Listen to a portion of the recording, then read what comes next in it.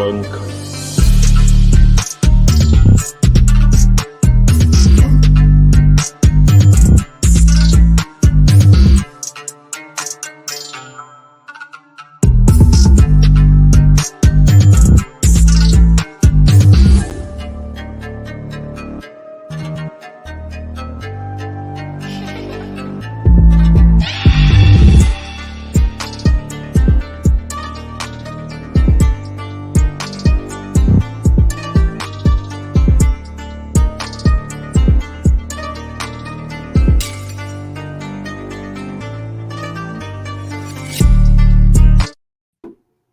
What is good?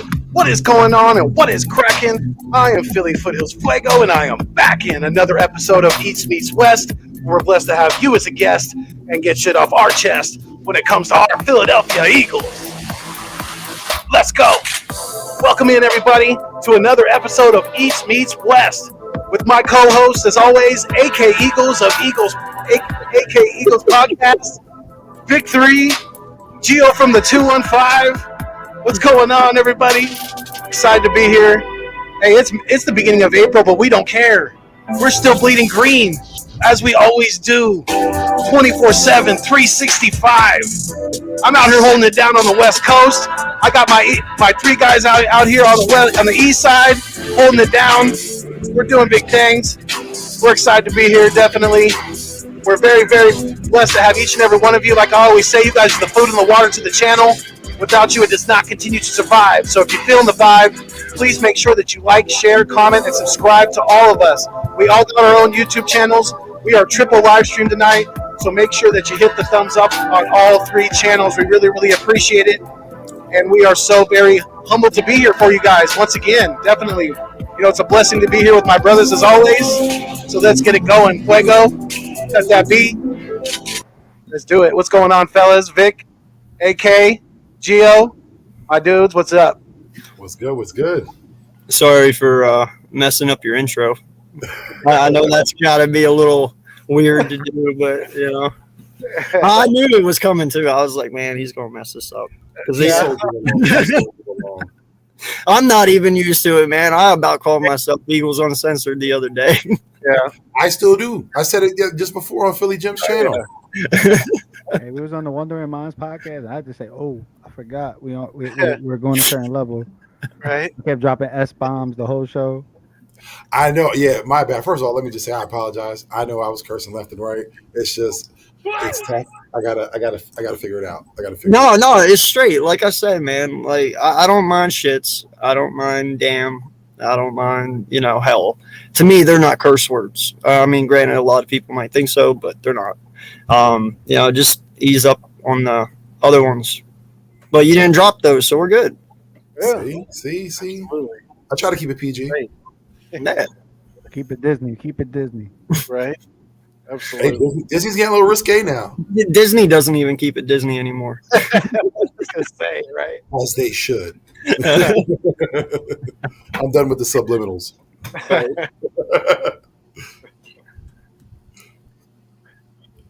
But yeah, I mean, the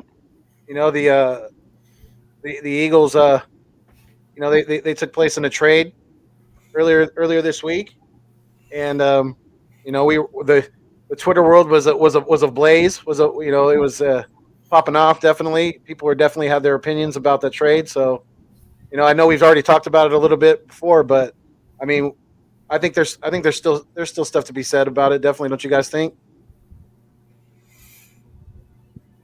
Go ahead. Maybe not. Over anyone's toes. I'm still living by it because, we got 3 first-round picks. But, as we was talking about it in the show, I kept saying it. I didn't want to see it. And it's like I jinxed myself and saw it.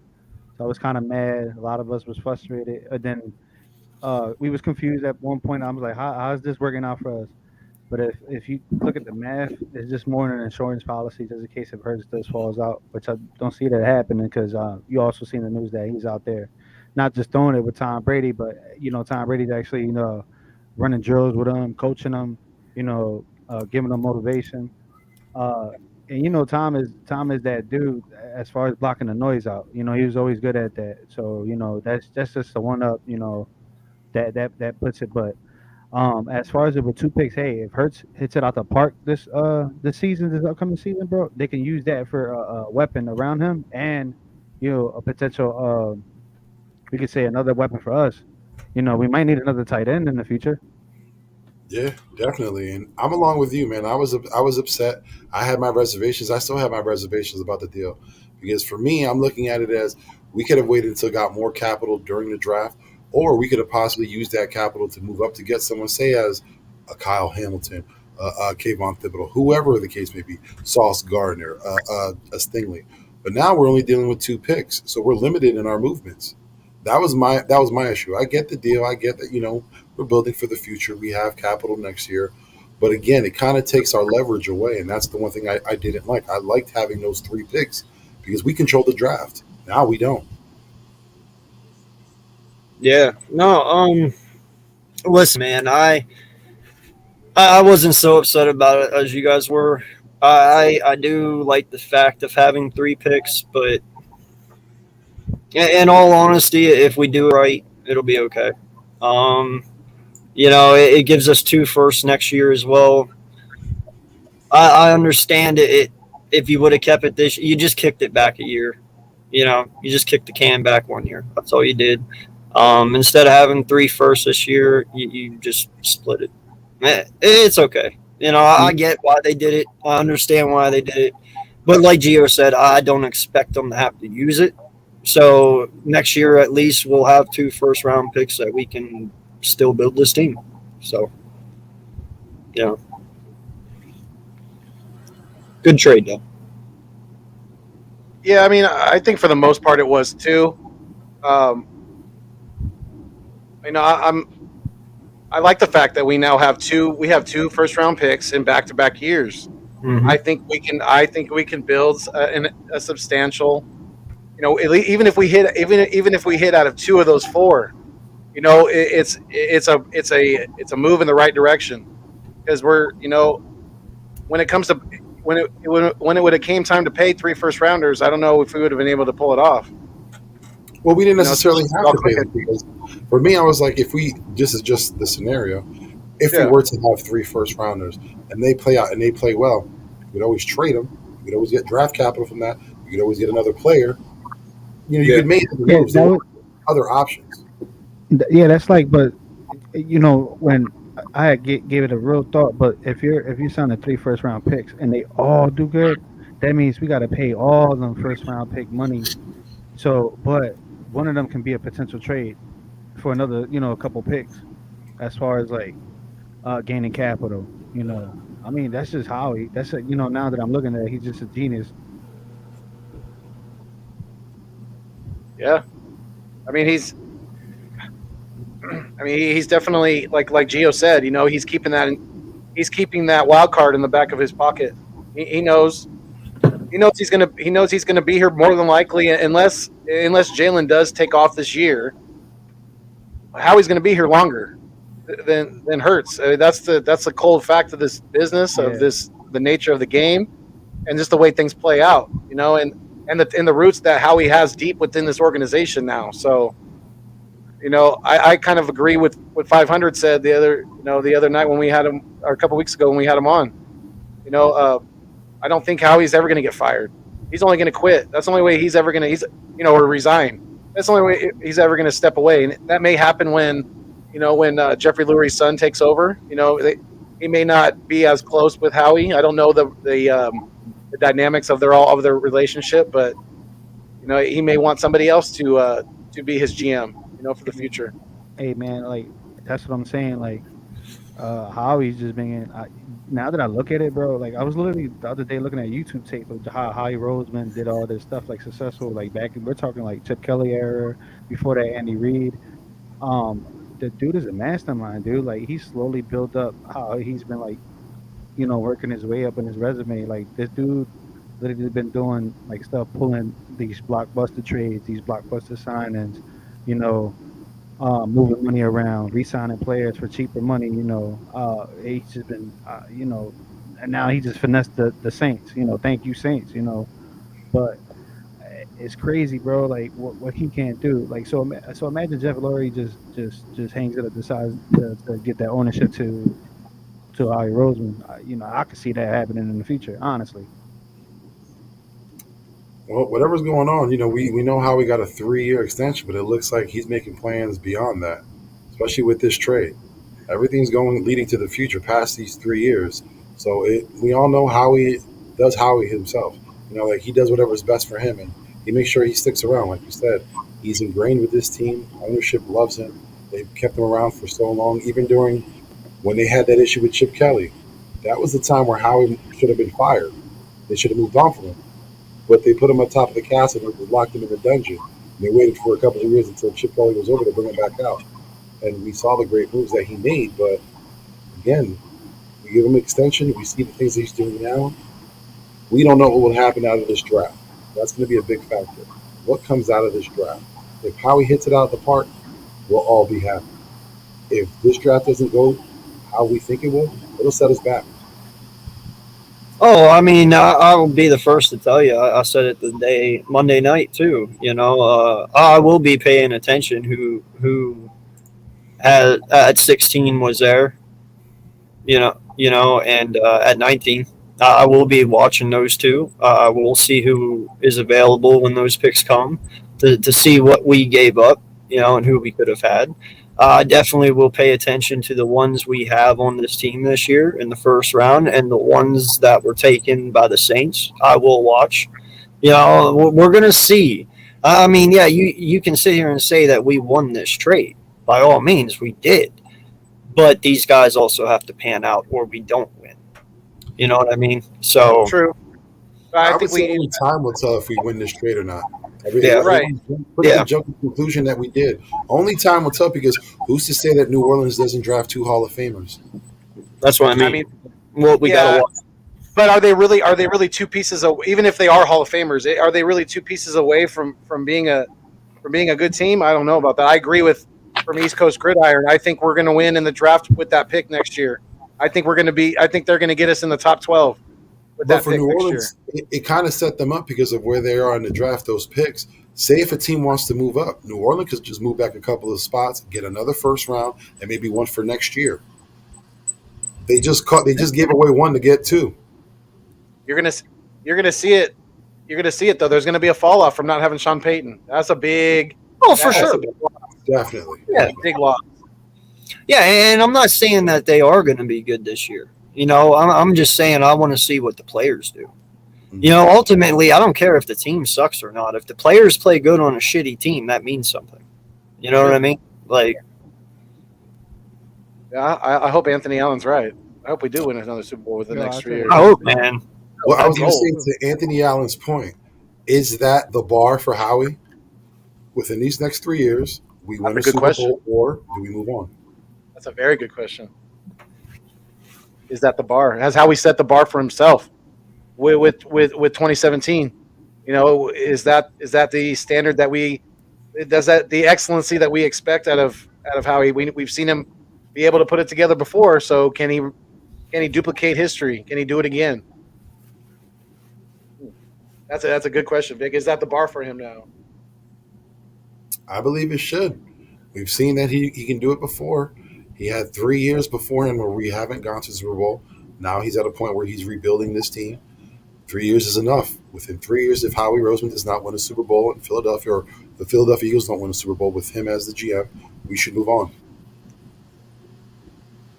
Yeah, I definitely agree.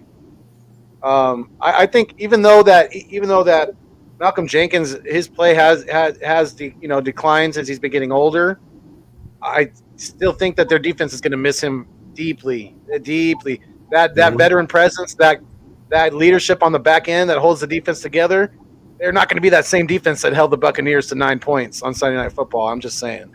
And they lost Marcus Williams, so that's both their safety. Yes, absolutely. You got to put a whole new safety tandem back there now. So that's going to be a learning process in itself. Well, but yeah, I mean, I don't think the Saints will be that threatening this year. But that's here or there. I don't really care about that. Like I said, I'm just really interested to see how this plays out on the first night of the draft because I really want to see what happens. Mhm.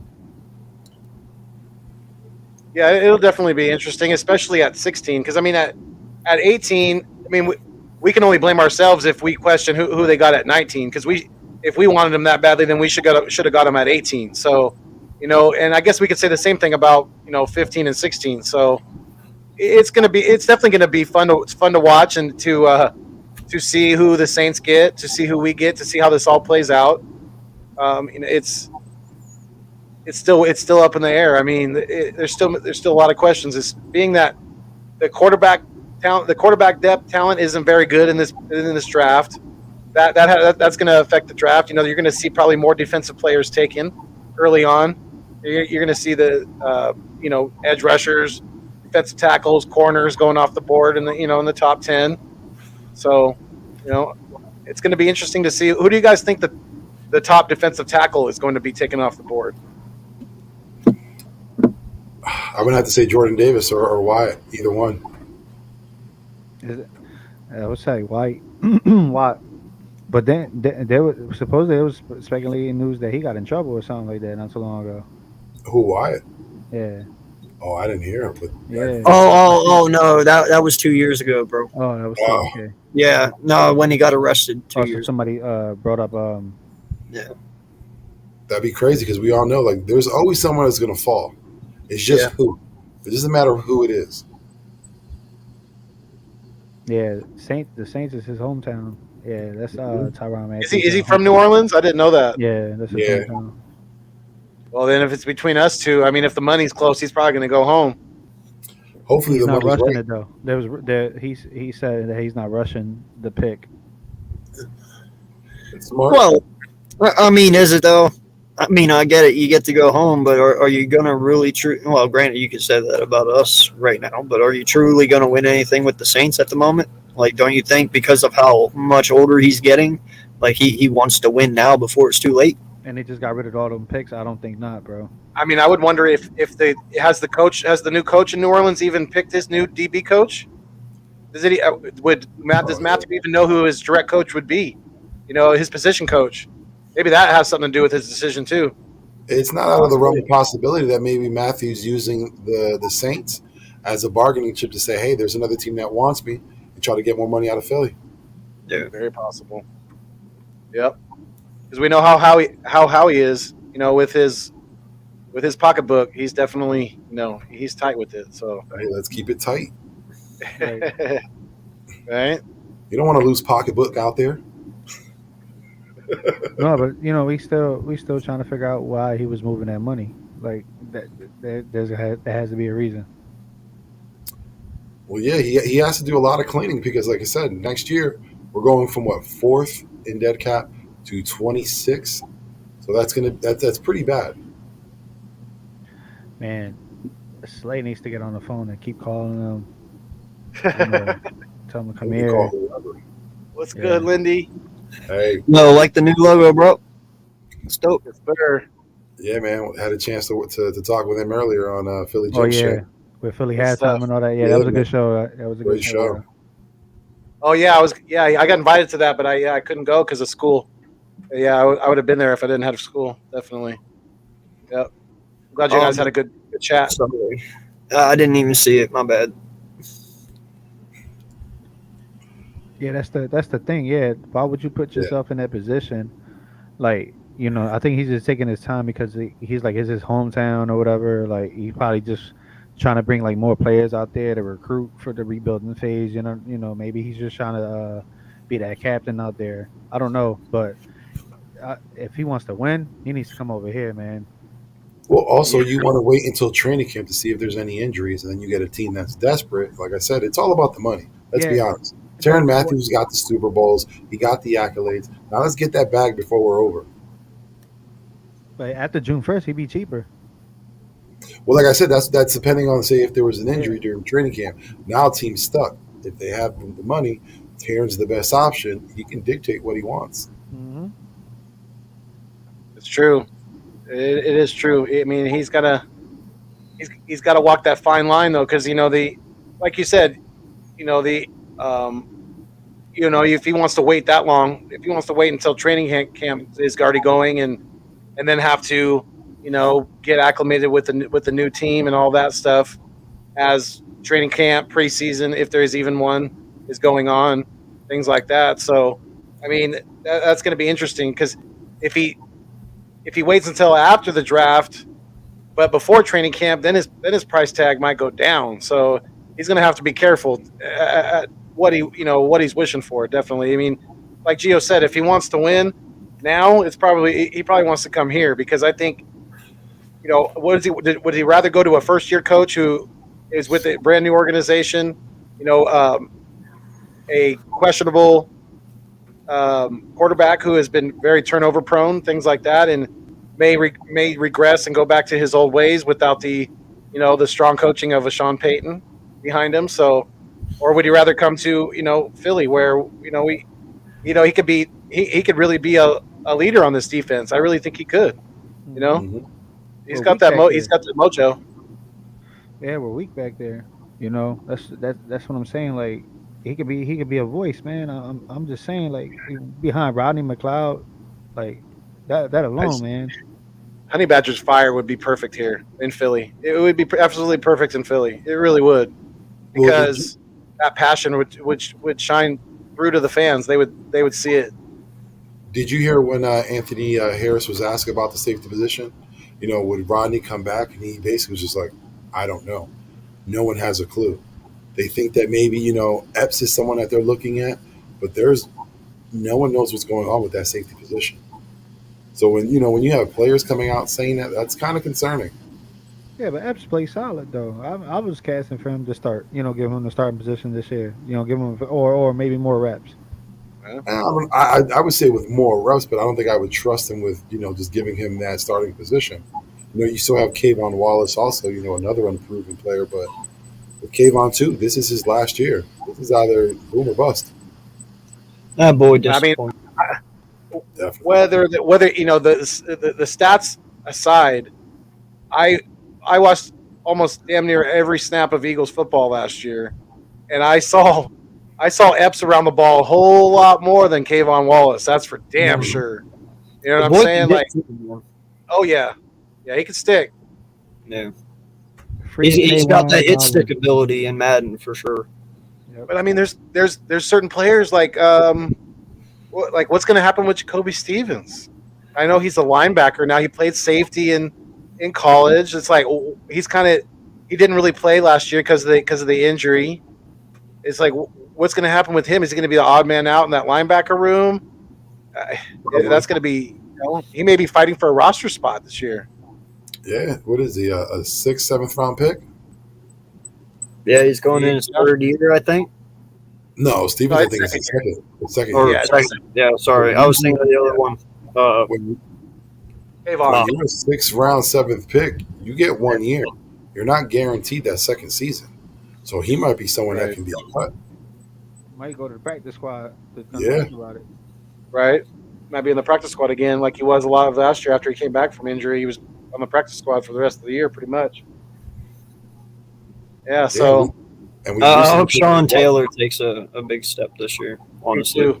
I hope he can stay healthy and, not get injured and we can see him all year long, because he had a lot of good upside last year, but we never got to see it because he was never on the field. Mm-hmm. Take Auburn was there too. Like, that was another player that I'm advocating to see more reps this year, at least. Absolutely. Yeah, they just had him on special teams, man. They had him in like a couple, maybe like 2 or 3 plays playing defense, I guess. But that's another player I'm advocating to get more reps in the season. If we don't draft a corner very high and we don't get one in free agency, then it's going to be down. It's going to be between Tay, McPherson, and who's that other corner that we have that's had starting experience? I think he came. Vincent Jr. Yeah. But it's going to be a very interesting training camp. That's going to be a heated battle. I don't know, man. I really honestly think Derek Stingley or McDuffie is going to be on this team. Like I heard reports today. I heard reports today, possibly McDuffie. You know, they're looking at him. He's a smaller corner. You know, he's not tall, but supposedly, I guess he's the best tackling corner in all of this draft. Like the kid's amazing tackler, and he's really fast, good energy, and he's physical. I don't know. I got to watch him, but I don't know. Today was the first I've heard that we've been looking at him. So.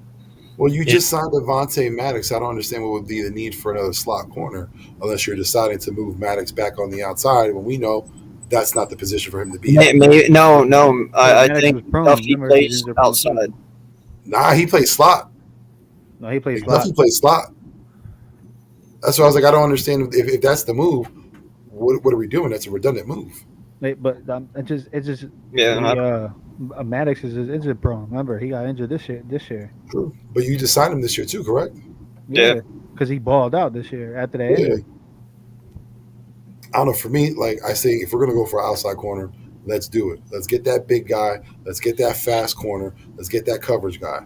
I don't want a zone cover. You know what I mean? I want a guy who can man up because that's what we're gonna be doing. Oh yeah, so we need something like locked up on Slay, exactly. Yeah, I won't lie, man. The one kid that's growing on me at safety right now is that dude from Baylor, Petrie. Mm-hmm. Dude, he actually can play corner too, which is crazy. I mean, the kid's like 6'2", I think.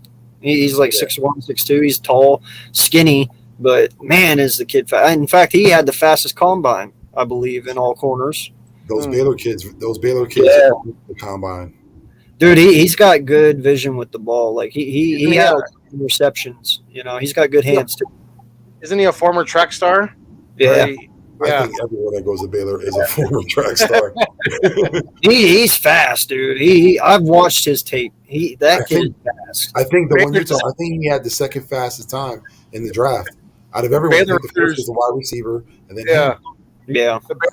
The Baylor recruiters, that when they go to the high schools, they don't go to the football games. They go to the track fields.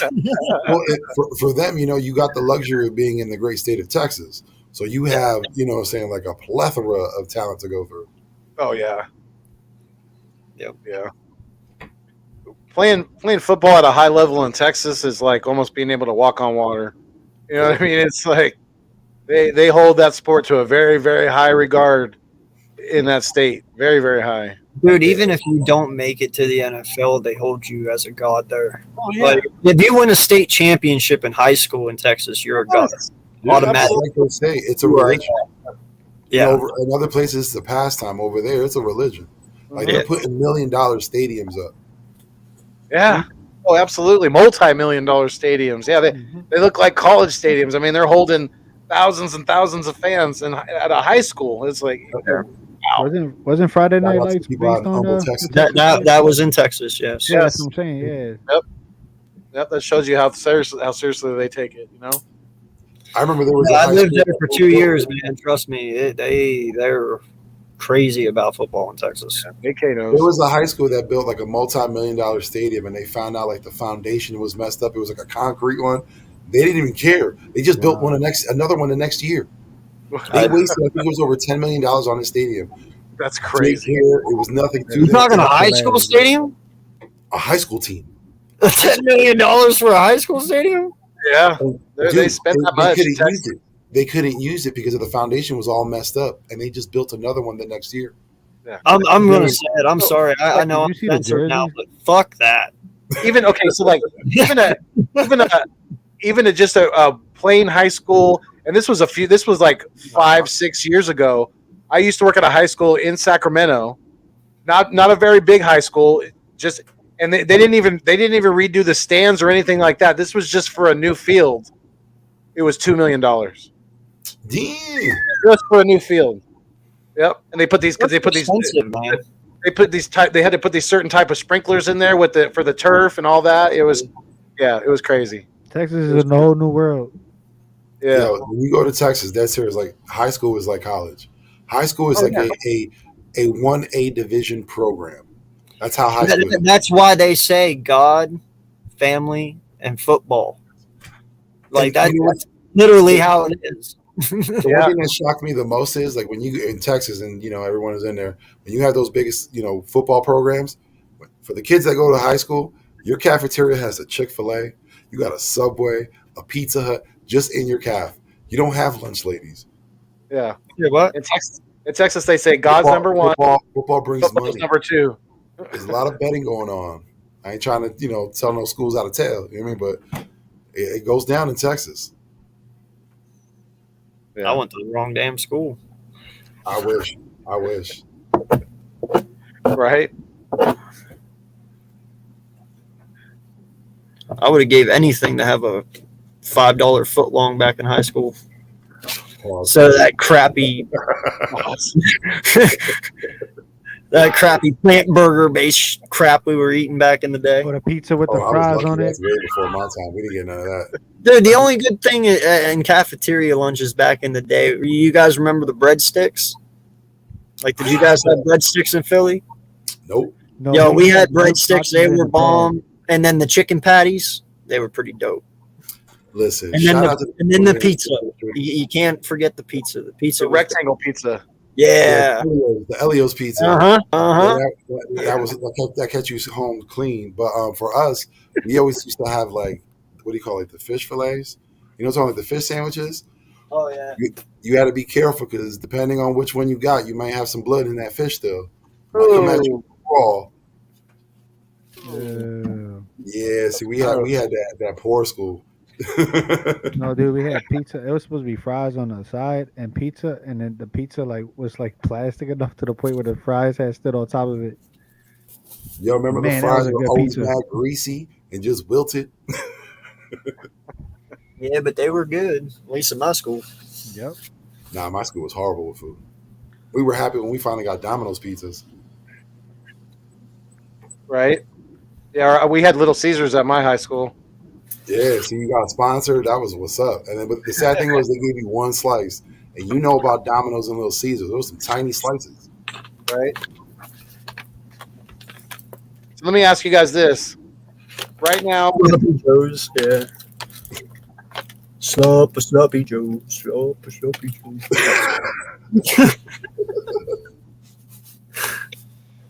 My bad.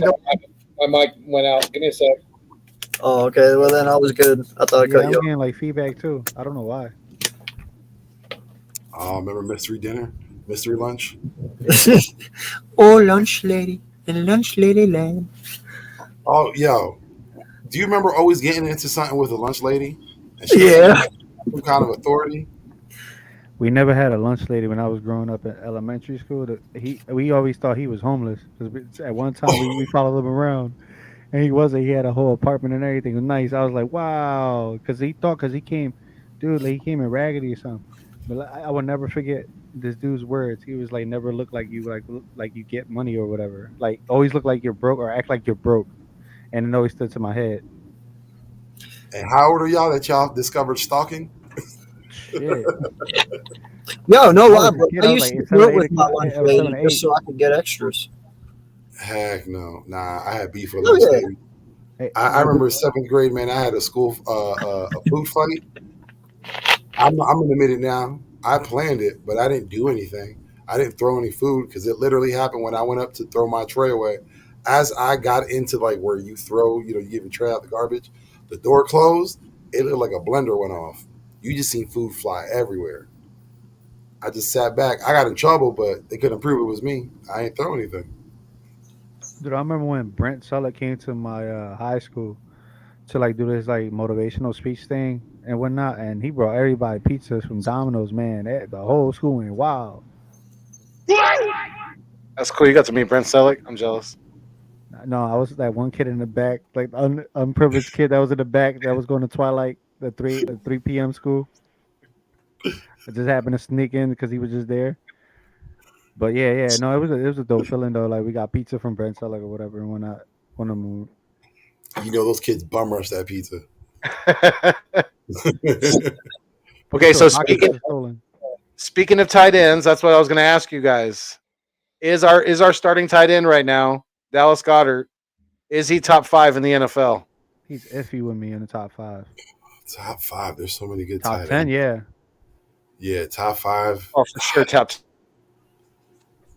Hey, I would say he's top 10, but I'm gonna say like that 8-9 range. Okay. Yeah, because I mean, we got Gronk, we got you got Kelsey, you got Andrews, Kittle, Waller. Waller, yeah. So I mean, even guys like, there's another tight end, T.J. Hawkinson. The one Kelsey from the out Dolphins, there. Gaskin. Yep. No, he's a running back. Gaskin's a running back, right? Yeah. You're thinking of I Their know who you're tight end. thinking about. The Dolphins Yeah. got a good tight end. They do. He's decent. Oh, Mike Gesicki. Yeah, Mike Gesicki. Yeah, they top. Those are top 10. Like him, Goddard. But like top 5, no. AK, what do you think? Do you think Goddard's top 5 right now? No. He said no. Like that's a silly question. No. Oh man. No, Yeah, I'll put him in the top like 12 or 13, but I'm not putting him there yet. Yeah, he's too inconsistent to be in the top echelon. In that top tier of tight ends. He's good. He ain't that good. Right. But I mean, you take a guy away like Mark Andrews away from Lamar Jackson.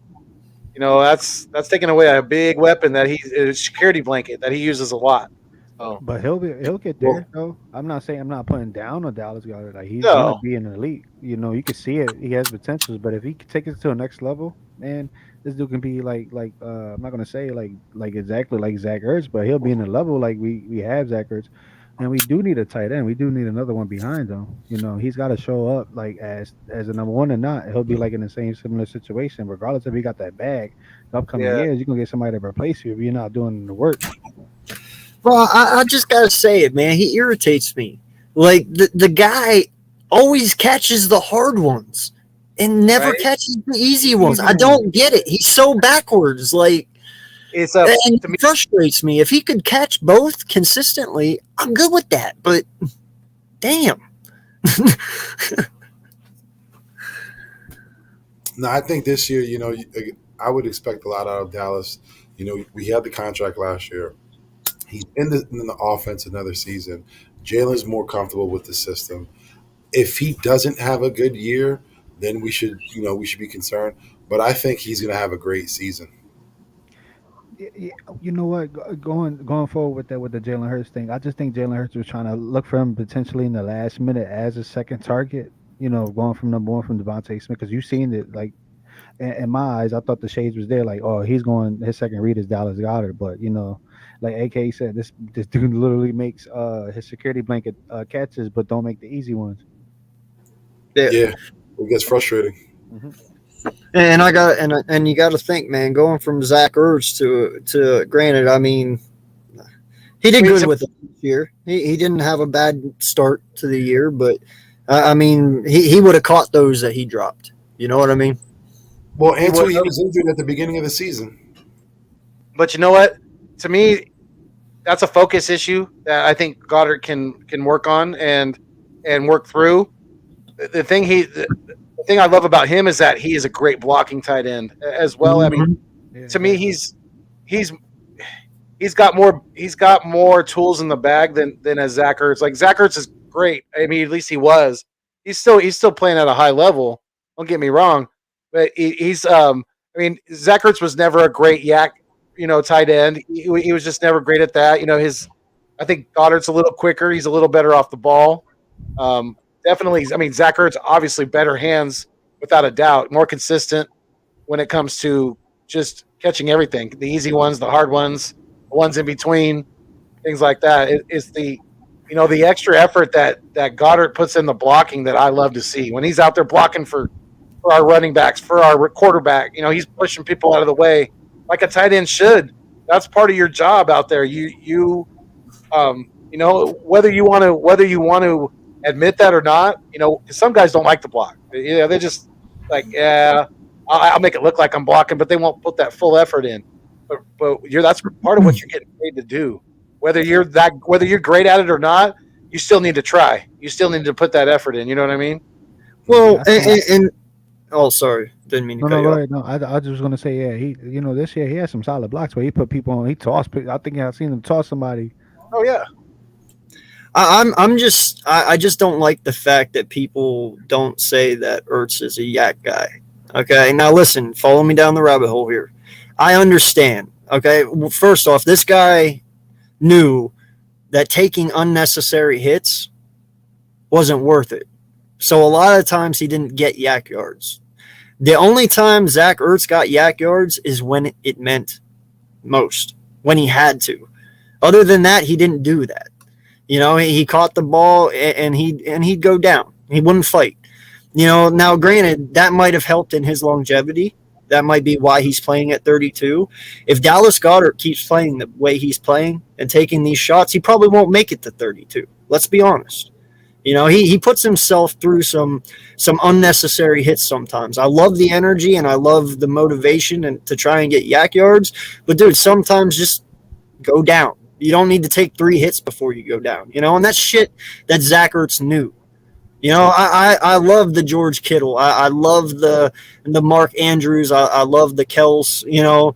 But, dude, how long are those guys going to last? You know, I would rather my tight end be around for a while than for a short time because he's taking unnecessary hits. I totally get it, but at the same time, you can't change a player like that. He's No, I at know. all the time. That's where I want him because guess what? When it comes to crunch time, when we need that extra yard, from him constantly doing that, he's going to get you that yard. Oh, yeah, I know, but that's the thing I was saying, though. Zach Ertz did that as well. He only did it when it mattered, though. He didn't do it. He didn't do it at the. Goddard does it from the start of the game to the end. Zach Ertz only did it at the end of the game when it mattered the most. You know, like for instance, the Super Bowl, man. The Super Bowl. Yeah, but think about it. The Super Bowl when he made that catch and he dove and he got those yak yards to get in the end zone. That's when it mattered most. That's when he did it. He didn't do it before that, but he did it when it mattered most. That's what I'm saying.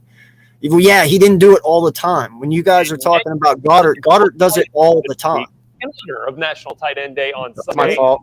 I thought that was crazy. You're good. I was like, I what's thought going on? AK switched up his voice and he switched up on me. I was like, you know what? I was pretty good. He came hold out on. with a legal Wait a voice. second. Hold on. What the hell? Hold on.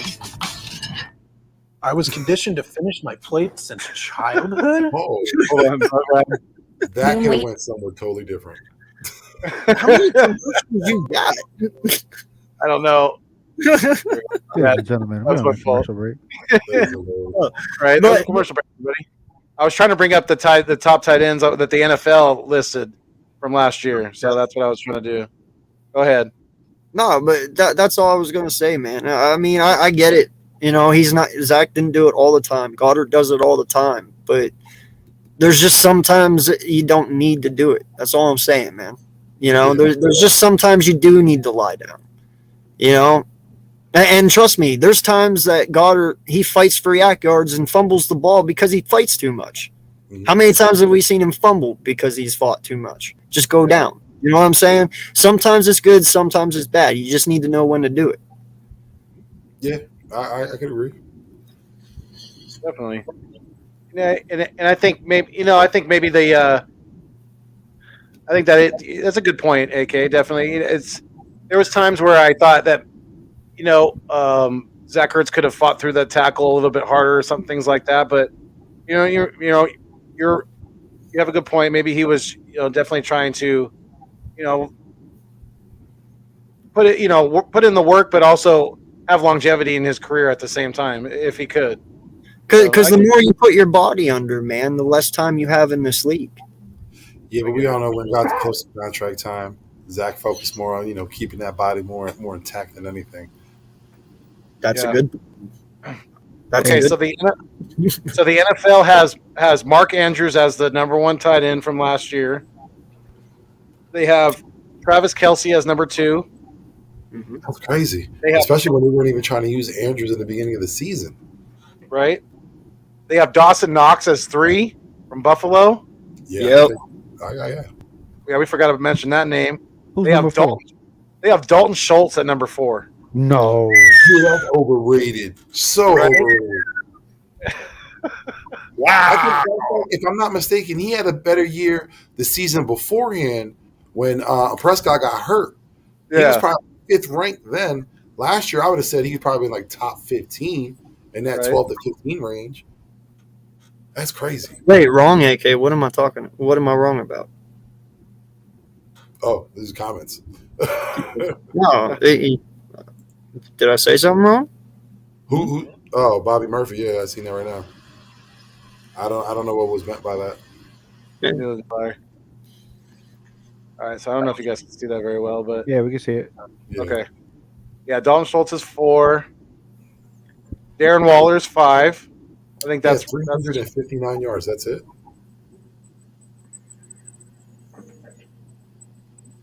he caught. Yeah, Let's see. Waller's number 5. How's he top 10 with 359 yards? What's going on here? Because he's a solid. Because he had tight. He had blocking. 31 passes because there's the amount of passes for that many yards as a tight end. Come on now. Yeah, look at the pass. Look at the passing record, bro. Look at 134.1 passer rating when target to him, bro. Just him alone. Right. So that was definitely Dak's security blanket right there last year. Yeah, that was like that was like Wentz when Wentz. It was like the Wentz that had that year where Ertz, where he broke the reception record. Yeah, but you can't put a dude that only had 395 receiving yards over a dude that had 1,100. Yeah. Darren Waller, let's disrespect the Darren Waller right there, dude. Yeah, That was them stretching it out to give a reason to put a Dallas Cowboy in the list. Right? Listen, Yo, I don't give a fuck about. Oh wow, my bad. Like, I don't give 2 shits about the QBR rating. I don't care if it was 134. I'm telling you, like that's disrespectful. Dak Prescott. But even Waller had a bad year last year. I wouldn't say he was top 5. No, he didn't. He had 1,100 yards. That's not a bad year. No, He didn't play all year. No, listen. It says Dak Prescott. Do you see the passer rating? That's why they gave him that. That's why. Because like it's just a security blanket, bro. That's what I'm saying. The NFL don't rely on stats, bro. It's just the stats on the quarterback. 134.1. Yeah, look at that. The next gen stats. That's what they'll go by. I Yeah. don't care Well, about. I guarantee you something. We all Contract know time he has around. 1,000. No one Three gives a damn about touchdowns. next gen stats. Bro, that is not worthy of a top 5. I'm sorry, it is not. Okay, so Darren Waller is next on the list with 1,100 plus yards. No, that's not what it is. It just says he had Oh, that no. in each of his last 2 seasons. That's not what he got last year. As I said, he had a bad year last year. I had him 10 in fantasy. targets. Let's see.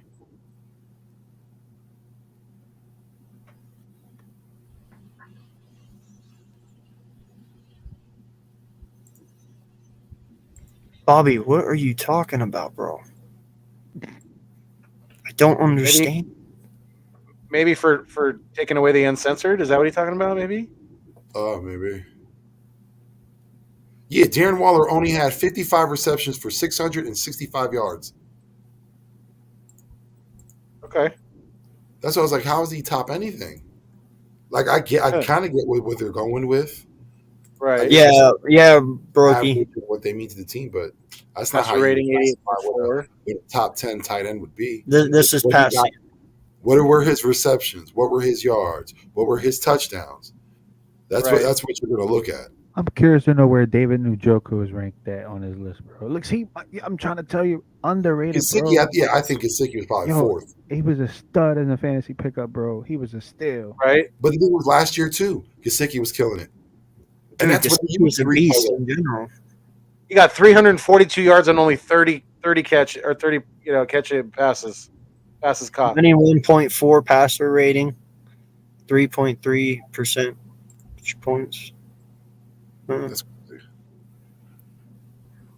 Yeah, that's 20 yards per game, 20.4 yards per reception. That's amazing. He's Right. Gesicki ended up with 780 yards on the season. downfield threat as a tight end. Yeah, he should have been 4. That's messed up. Right. Yeah, that's what I'm saying. Yeah. He I should think be higher Pitts, up. for all intents and purposes, Pitts had a good season, right? 7. What was that, Vic? I said for all intents and purposes, Kyle Pitts had a good season, didn't he? Mhm. Yes. He had an okay season. Yeah. Well, I'm going to tell you what. We might have to remake this tight end ranking. right? Look at my grief. He did because he ended up with 1,026 yards.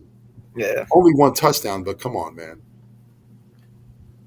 We should redo it and then post it on Twitter and see what people like better, our Yeah. rankings or themselves. TJ, Yeah, I think TJ should be higher. TJ Hawkinson is number 8. I think he got shafted with Stafford leaving. Oh yeah, absolutely. Going from Stafford to Goff, come on. That's like going from T-bone steak to ground chuck. Because it's like he was on such a good incline, and then Stafford leaves, and then you get Goff, and yeah, he kind of kept it up there, but with injuries, again, Goff, you're going to end the season not the same as last. He had the second most targets at 44, and he caught 32 of them for 311 yards. So he had 110 yards per catch so far this season. Okay. All right. Let's see. Noah Fant, number 9. Fan had a pretty good season. Mm-hmm. Not good enough. He's only gonna go off even more with Russell Wilson coming to Denver. Dan the quarterback hasn't had a thrown an interception while getting targeted by him. Noah Fant in Seattle. Yeah, now. Yeah, now 670 yards, 4 touchdowns. Oh, that's right. That's right. He was part of the trade. He was upset. Yeah, he was upset. He didn't want to leave. I bet. What's Yeah. up with Denver? Wow. Is it the weed? Is it the weed that makes you want to stay in Denver? Wow. Second highest catch rate, 85.7 for. I would For not Noah. have put Hunter on that list. That's with two very shitty quarterbacks. Hunter Henry, number 10. That is so unaccurate, bro. He deserves to be higher too, bro. Wow, I gotta redo this list. 603 yards with 9 TDs though. Damn, give the man respect. He got 9 TDs. Yeah, got in the end zone. This is almost as bad as Chris's QB thing last year. Oh yeah, I think this is only the top 10. Yeah, it's only the top 10. That's a terrible top 10, dude. Gronk wasn't even on the list. That's crazy. Gronk was not on the list. Right? Like, Kelsey wasn't on the list. where's Zuma or whatever his name is from Cincy? Yeah, he had a good year, but I don't Right, know. he had a good year. Where's who else am I missing here? there's one. Well, Goddard should be probably on there. Yeah, Goddard should be on there. Yeah. Njoku, bro. Njoku's Yeah, not David there. Njoku. Yeah. Freiermuth. Pat Freiermuth from Pittsburgh. Oh yeah. Where the heck is Freiermuth?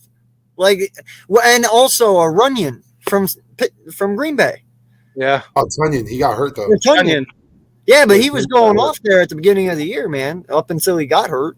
Like, Well, for Dallas Goddard, he ended up with 830 yards and 4 touchdowns. Out of all of the guys that we just mentioned in the top 10, he had the most receiving yards. Yeah. That's crazy. what did Runyon have? The pack with touchdowns at 4. Or what did Tunyon have? Give me 1 second. I think Big Bob was like in the 300 range. Give me 1 second. Okay. No, I like Tunyon, I wouldn't man. even want He's to got see a the lot of others. potential. He's a free agent. I wouldn't mind having him as the second. I would rank. take him as a second. Heck yeah. I wouldn't Easy. even see- Here we go. Yeah, this past season. 204 yards, 2 touchdowns. But the season before that, he had 586. Yeah. Yeah, he must have got injured early then. I didn't know he was injured that early. Yeah, He that's only what I'm had saying. 18 Goddard is a receptions. good Bro. ass That's not blocker. bad. Huh? I don't know what's going on right now. I don't know either. Bobby's probably fired up. He probably wants to get on. I He can talk his shit. fired up. Zach Ertz. What up, What's up, Jaden? Jaden? What's good? What's up, J-Dub? What up? Appreciate Good. it. What's going on, everybody? Yes, We get it, Cameron. Derek Stingley. You know, I saw today we were actually looking at him, so that should make you happy, dude. Hey, I'm excited. I think tomorrow's Kayvon Thibodeau. What? He's coming over tomorrow. They visit him tomorrow. Let me bring up something. There was like a article. It wasn't like being shared. I thought it was on the radar article about Stutland being now he's at the looking at the offensive line. Hold up, I had it on my notes too, brother. Hold on, let me see. Oh yeah, he was in Central Michigan, and he was looking at the tackle. Yeah, he was looking What is at it, Lockule? I don't know how to say that. Luke Gotiki. Yeah, and then he was looking at Bernhard Ramen and whatnot. So just I'm amazed that he's seeing out there. He's going out there potentially trying to get some offensive lineman help just in case a lot of guys get shifted out or Kelsey's was it Jason Kelsey? Mm-hmm. He only has one more year, right? Yeah. Yeah, he's only signed for a year. Boy, I think that's when I was talking about that monster that was like 6'8", 400 some pounds. I think that's the one. Dang. Imagine if he could put him into shape like he did Mailata. Mm-hmm. Right. You have a right and a left tackle that will demolish anyone. Mm-hmm. I saw a mock draft today while I was reading. It showed us taking a Jabo at 51. No. Really? Yeah. Oh yeah, second round. Yeah, I seen in the that. second. It had us taking a Jabo in the second. Listen, with him, like you gotta have like your round that you want to get him. But for me, that has to be like hot in the third. Yeah, I'm thinking more the third too, but I just don't know if he's going to last till the third. Somebody's going to take him in the second, in the back end probably of the second. And I know he plays a different position, but the last time we took a player in the second round with an Achilles injury, it didn't work out for us. It didn't work out for the player either. Yeah. Yeah, I'm a can't. I don't know where this Thibodeau thing is coming from. I know what it is. They were talking about what it is. It's Thibodeau himself. And I have no problem with what he's doing. He has confidence in himself. He's going in, meeting with teams and saying, I should be the number one pick. I don't care what you think. Hutchinson, say what you want. I should be the number one pick. And that's what's turning teams off. And that's why they're like, oh, he's going to fall. If that's the attitude he's bringing, oh, freaking well. I was going to go hard body on it. But oh, well. Let him come to Philly. Let him have that attitude. Hey, if that happens, man, I'm all for it. But like you were saying, I just don't see somebody's going to take him. Like somebody. I don't care attitude or not. Like you saw what Parsons did for Dallas last year, and his attitude was shitty as well. Yep. So attitude don't mean nothing. It's what they can do on the field. And we all know what he can do on the field. I want my players believing that they're the best. Of course I do. As long as it's not going overboard, we don't see him online going crazy. He's telling teams, he's letting the front offices know, I feel like I'm the best. Whatever you have on your board, it's wrong. It should be me on top. I like that confidence. Go for it. Mm-hmm. You definitely want it. You definitely want that confidence. That's for sure. You know what I mean? Yeah. I don't want somebody coming in being like, oh, am I going to make it? Oh. Right. Am I going to make it? No, I want somebody to come in and be like, no, I am this dude. You got to go through me. And there ain't nobody else you're going to go through, and you're not going to go through me because I'm that guy. Like, I want that mentality. So if he has that mentality and he can bring it here, then, yeah, I'm all for it. It makes sense because last year he was the consensus number one overall. Then he has an injury, plays through the injury during the season, plays well, and now he's being looked at to fall. That wouldn't make sense for me. I'd be upset too. I'm going to have a chip on my shoulder. I'm going to come to be like, what was the reason for you to drop me? If that's me, I want to know. If we're going to talk about, I'm coming into the league, you're rating me. Let's talk about my rating. Let's get in depth with it. Why did you rate me so low when last year I was so high? What in my play changed? Well, yeah, speaking of which, real quick, I just noticed I'm going to have to send you my new logo so we can switch that. Oh, yeah. Just realize that. And Jalen, yes, if we do get Stingley, I would be surprised too. Yeah, I don't want Stingley, man. Listen, he had one good year.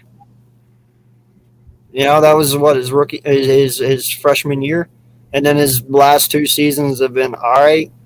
Like, if you're going to progress and continue to progress, then he should have progressed his second and third year and gotten better each and every year. But instead, I guess he hasn't. You know, Wasn't he out for a season?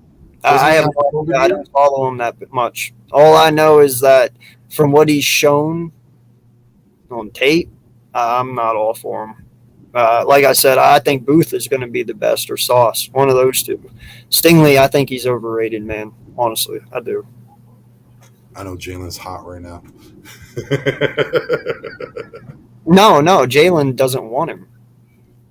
No, Jalen's the one that wants Stingley. He's been talking about Stingley for a while. Oh. He doesn't come around my chat anymore, so I don't know. I don't know. It's crazy. Like, we have 22 days left, soon to be 21, and everything's still up in the air.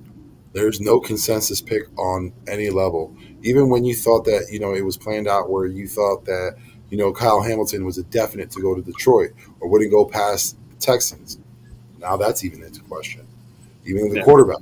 We say there is no consensus number one quarterback, but yet we know that there's going to be teams that are going to be making jumps to get these quarterbacks. Mm-hmm. So, like, this draft has the biggest question mark behind it. It's scary and nerve-wracking. It's kind of exciting, but at the same time, like, for us as fans, we're totally left in the dark. This is an East Meets West podcast, special edition of the draft, live reactions. Yes. Oh, yeah. Because what is it, Thursday night? Yeah, I think I mentioned that before. We can do a Thursday night live on that. Mm-hmm. Ooh. Yeah, I just don't want to be disappointed. I don't want to have to play a clip of AK going crazy because our first round pick didn't go the way like anyone thought it would. Like, that's the thing that I hate. Clips are classics, bro. I can't do that, man. You mean like this one? Rager, you stupid fucking idiot! Like that one? Just substitute Howie instead. Right? Yeah, we're going to have to do a voiceover on that one. Huh? Howie, you stupid.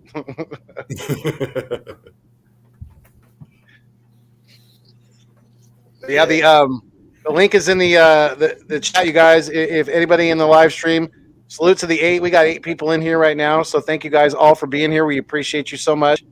If you want to come hop on with us and talk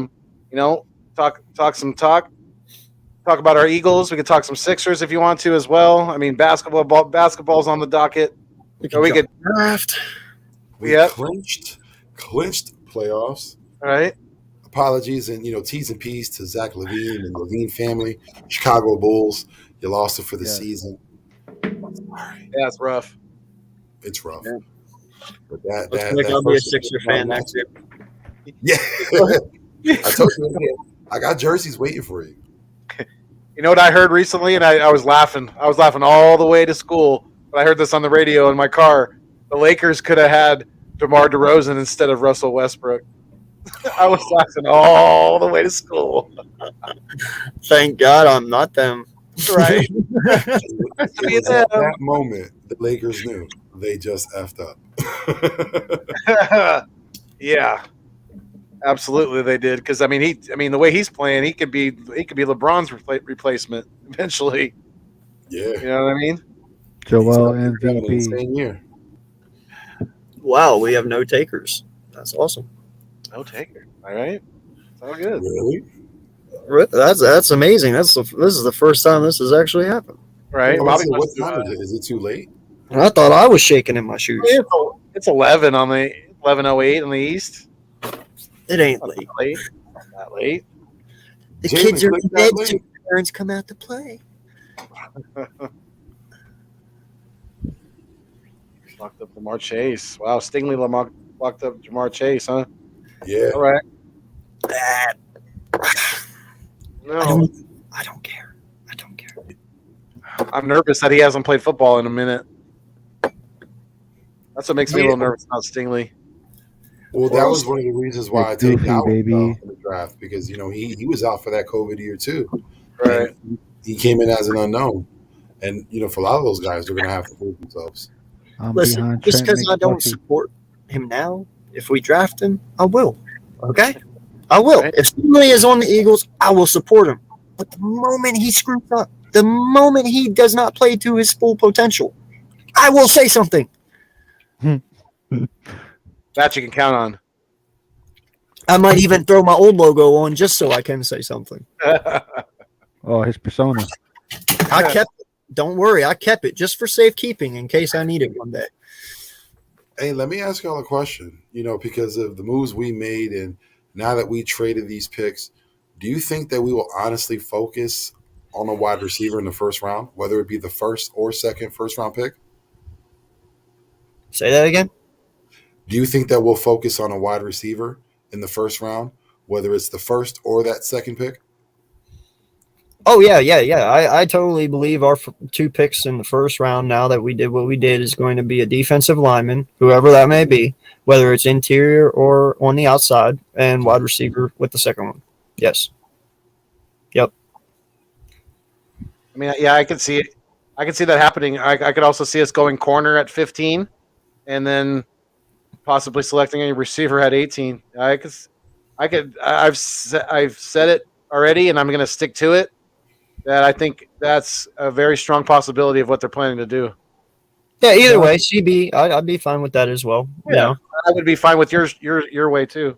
Yeah. It's we're adding a good player either way. I guarantee you. What about you, Gio? Jordan Davis and Trent McDuffie, bro. That's who I'm going with, and I've been sticking with it. So if we were to go receiver, who would be your pick? Who would you want as that receiver? The third pick will be Christian Walker, bro. Yeah, I've been preaching him too, the third round. And Papa got me like into this Dameon Pierce dude. Dameon Pierce has been shit. Yo, Papa's dude, hilarious. if we get him bro in the late round, he is a steal, bro. He is a steal, bro. If Howie Roseman were to have a conversation with Papa for say 2 minutes, I guarantee you Dameon Pierce would be our number 1 draft pick. Bro, Dameon Pierce would be number 15. Hands down. No lie. Like, he'd be like, somebody's going to take him. It ain't happening. Take him now. Now. Like, it's kind of like that blind faith when we play fantasy football and Tyler just picks up a punter with the first, like a kicker with the first let's pick not of the draft. talk about that. It's at blind faith. He still won. Let's not talk about that. Hilarious. That is not funny. That is not funny. That's sad.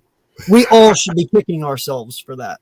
Just saying. The man proved his point. He had a strategy and he stuck with it. Hey, he proved that fantasy football is bullshit. Hey, I won't be surprised, Taylor. This is an honorable mention. I won't be surprised if Jermaine Johnson gets picked up by the Eagles. Yep. Yeah. That's possible at 15. What do we have in this week? I don't think he's going to be there at 18. I think he might slip be. up at the 18. I think so. He'll go at 18. Think so? Yeah. I think there'll be some quality defensive lineman and edge when it's our turn to pick. But the thing is we have to get one right then and there because they won't be around for much long. Yeah.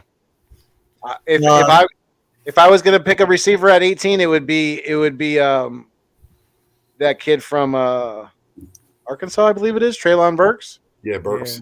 Yeah. Shout out to Coach Dante. He brought him to my attention a little bit more, and I started watching some film on him, and yeah, that kid, I think he would be the best bang for our buck if we're going to go receiver right there. I think for us, we should go Olave. The kid's Really? a great route. He's Smitty, but faster and can do the deep routes. Like he's a technician with the routes, but he's very fast and he's a very credible deep threat. Like he could be the guy that blows the top off like Deshaun Jackson type speed, but yet have that route running ability where if you want him to do something underneath, he can still do that too. Like I think that's what we need overall, good receivers. And that's need a big body possession. That's the thing with me though. I don't know if defenses are really gonna, even if we do get a receiver like that could take the top off a defense, are they really going to be threatened by Jalen Hurts throwing it deep? Because we've seen him have inaccuracies with his deep ball last year. But let's hope they don't, because if they don't, guess who gets burned? The defense. Guess who gets that touchdown? Right there. So let's hope they sleep on Jalen. I'm looking at the camera and I'm saying this right now. Jalen Hurts Jalen Hurts can go for 20 attempts and make 19 of them and get 259 yards with 2 touchdowns. And God willing, he'll get 2 touchdowns with 76 rushing yards on his feet. Bro, doesn't have to throw. What matters is winning the game. That's what counts. He can have a noodle arm. Who say he can't have a noodle arm going in this year, but it improves a little bit better, and his reads go. And then we're throwing the ball more to more receivers. He's spreading the ball. Like think about it. You don't have to make plays in the air. He could be a running. He'll be a running quarterback. Maybe he wants to be his own style of quarterback. Come on, man, get this guy a break. Even though like we got the 2 first-round picks going in next year, that's what I'm saying. The sky's the limit with this dude. This dude's ceiling is still high, bro. Yeah. All right. Well, before we get touching that one, because I like where you're going with that. Mine. Pause. What? You said touching that one. Never mind. Go ahead. I'm sorry. Just for a second. This is how. If I was uncensored, I would have got that. No, the wide receiver I would go for, and in all honesty, I know it probably does not make any sense, but I just have a gut feeling about it, man. It's Williams. I think this kid, even though he did not run, he is elite fast. Like, I'm not going to lie. Williams can take a top off of defense. And he might. Is his first name Jameson? Is it Jameson? Yeah, the one from Alabama. Yeah. But he's injured coming back from that. What is it? A torn ACL. Right. Yeah. But good. Yeah, I'm not worried about that so much. I mean, ACLs have been over the years, we've gotten better with them. People have come back. APs came back from a ACL, for crying out loud, and played better. So ACLs don't worry me that much anymore. Now, if they do ACL, MCL, that worries me because that's like your whole knee. But just one, we can live with it. I think the kid's a stud. I think he's going to be fine. He already looks good. I seen he was already working out, running on it and jumping. So, he's on schedule. He should be back come OTAs and stuff. So if we draft him, man, he might be good. And then I'd go Christian Watson in the 3rd just to secure just an extra one. Hey, that'd be awesome. Yeah. Another receiver I'd like to mention too is David Bell out of Purdue. That kid, tall, 6'2", beastly, physical receiver, fast receiver. Yeah, that's something that isn't talked about much. His speed. Yeah, listen, there's a meme about Purdue about how the chicken out there is good, and they have them big ass receivers, like they big body tall receivers, man. Yeah. That's crazy. He said trade 50. With Jalen Williams, what's going on? He said he would join us, but he's out walking his dog with his girl. So hey, it's all good, man. We appreciate you being with us anyways. He said trade. I'm glad he brought that up because there was a mock draft where I see the Eagles moving on 13 against Sauce. Okay. So Stingley got picked.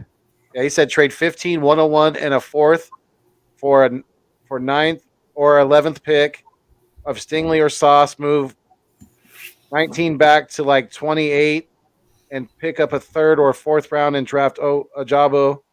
Then trade up in the 2nd for Dax Hill. Safety. Yeah, that would be a good. That's not a bad draft right there at all. Well, first, if you're going from 19,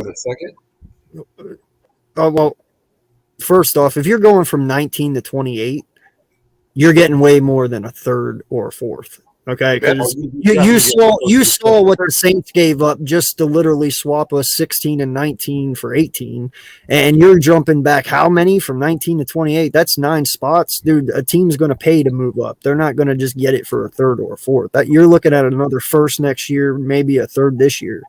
Like you're gonna get a 2nd this year for that one. Definitely, you'll probably get that 1st and a 2nd this year. Yeah, like that. There's way more. You're getting way more than a 3rd, man. Yo, I won't be surprised, man, how he just comes up with some magic and come up with some second round compensatory pick, and it becomes the 1st. Yo, I won't be surprised, man. Like I said earlier in the show, this dude is progressing in our own eyes. Like he's becoming a mastermind with this salary cap and doing these trades, like these bogus trades, like makes sense. Like, dude, I won't be surprised. Bro, if we end up having 3 firsts next year on top of it, my jaw will hit the floor. I'll be like, how in the hell did you just do that? I'll have to go back and rewatch it all. I'll be like, damn, all right. I think every year, it's a tradition with a lot of people, but I think Howie's taking it to heart. He's been watching Kevin Costner on a draft day, and he's been getting hurt every year. Right. He wants to go in and get that first pick and end with the last. Like he's Kevin Costner all day. Yeah, I can imagine the scene. I forgot who plays the owner. He busted into the office. Like, what are you doing? He's like, he's on the phone, and they just make this blockbuster ass trade. He's like, yo. That's Howie, man. Talking about trades, bro. Moneyball's I want the. I've been tweeting the long hair Howie. That's the Howie I've been seeing. I like to call him Howie Roseman. Howie Roseman. Oh, we're gonna make that a hashtag. If he does some magical stuff in the draft, well, you better trademark that shit right now for somebody else takes it. Oh, look, we already said it. Yeah, I think we put it on Twitter, but I think I put it on Twitter for Geo thing. So yeah. We have there is timestamp. There's history. We came up with it because we can make a shirt out of that for our East Meets West. Oh hell yeah! But you got to make his hair longer. Well, yeah, and then underneath it, be Howie Roseman, long hair, don't care. Yeah, with the shades. With the shades. Yeah, give him some. Oh shoot. What? Oh God. What's his name? I can't think of it. Old school. Back when Will Ferrell. Hulk Hogan. No, back when Hulk Hogan wrestled. The Slim Jim dude. What's his face? Oh, Randy Savage. Yeah, give him some Randy Savage glasses. Oh yeah, with some long hair. Mm-hmm. Howie Fleeceman. I like that one. That one's good too. That one. Howie Fleeceman. Oh. Yeah. We'll have a Howie Roseman for when he does good stuff, and then we'll come up with a negative one for when he does bad stuff. Somebody should do a GIF of him playing spades, Howie Fleeceman, and just throwing out that card everybody think, and then boom, just take the table right there. There you go. There you go. You pop the Joker card. Yep. Just pop the Joker. Pop. Right in the table. Boom. And then the Saints manager just looking up like, how? I like Howie playing dominoes and just breaking the table. Bang! Bang! Copy cool. or have it be like Uno, man, where you like reverse, skip a turn. Now he got the Saints. Listen, the Saints was watching the NFL Network the next day and was scratching their heads like, did we really win the trade or we got fleeced? No, bro, you from Philly. You got finessed, bro. No lie, man. I mean, they had to have liked it or they wouldn't have accepted it. Now, why they liked it, I don't know. How he did the classical Philly thing, bro. That's what they do out here, bro. They will finesse you. I really think New Orleans just wanted to lock up the draft and have that position of maybe they get another first round pick. They basically give one first round to gain two. Well, that's what I'm saying. Like, it's just capital, depending on two ways. Oh, they actually gave two because we got 18 and then we got their next year. So I mean, we technically got two from them. When you're using one of those first 2 rounds to move back to gain another first pick, it could be for next year or for this year itself. Yeah. Yeah, that's what I'm saying. It's more like it's if it takes off with Hurts, you get a weapon for him. Maybe a guy in the defense retires or gets let go. You got a defensive pick, or like I said, it's going to be a solid, not a great side end draft. It's going to be a solid one. I've been looking at a couple of cats, and the bad side if Hurts fails, it's hard to, I got to look at it as a team thing, But that's my Hurts is my quarterback, that's my guy. If he, fails at this position, you gotta look in the future. You gotta get a quarterback. Maybe they let Hurts play another year just the quarterback get warmed up. That's it. But let's look at that scenario. Say Hurts doesn't progress and he doesn't play well next year, and we do go for a quarterback. What does that say? What does that do for our plans? Because what did you think that would make a think? Yeah, what did you think that would kind of like halt everything that's going on right now? Because now we're gonna have to wait time for this kid to at least have 1 or 2 seasons, probably 2 seasons, to get his legs underneath him. That's what I was saying. That that pick kind of like it was like, oh damn, the organization failed him. They giving up on him. That's what I've been saying. That I've ranted about it on our private chats with a couple Eagles content creators who's pissed off, but they're looking at it as in a future standpoint. They're trying to do what's best for the team. They're trying to go back to the championship caliber mode. They're trying to go back to hanging more banners in the Lincoln Financial Field. That's what we used to. Remember in the McNabb era when we was growing up, we was all used to winning a winning team. But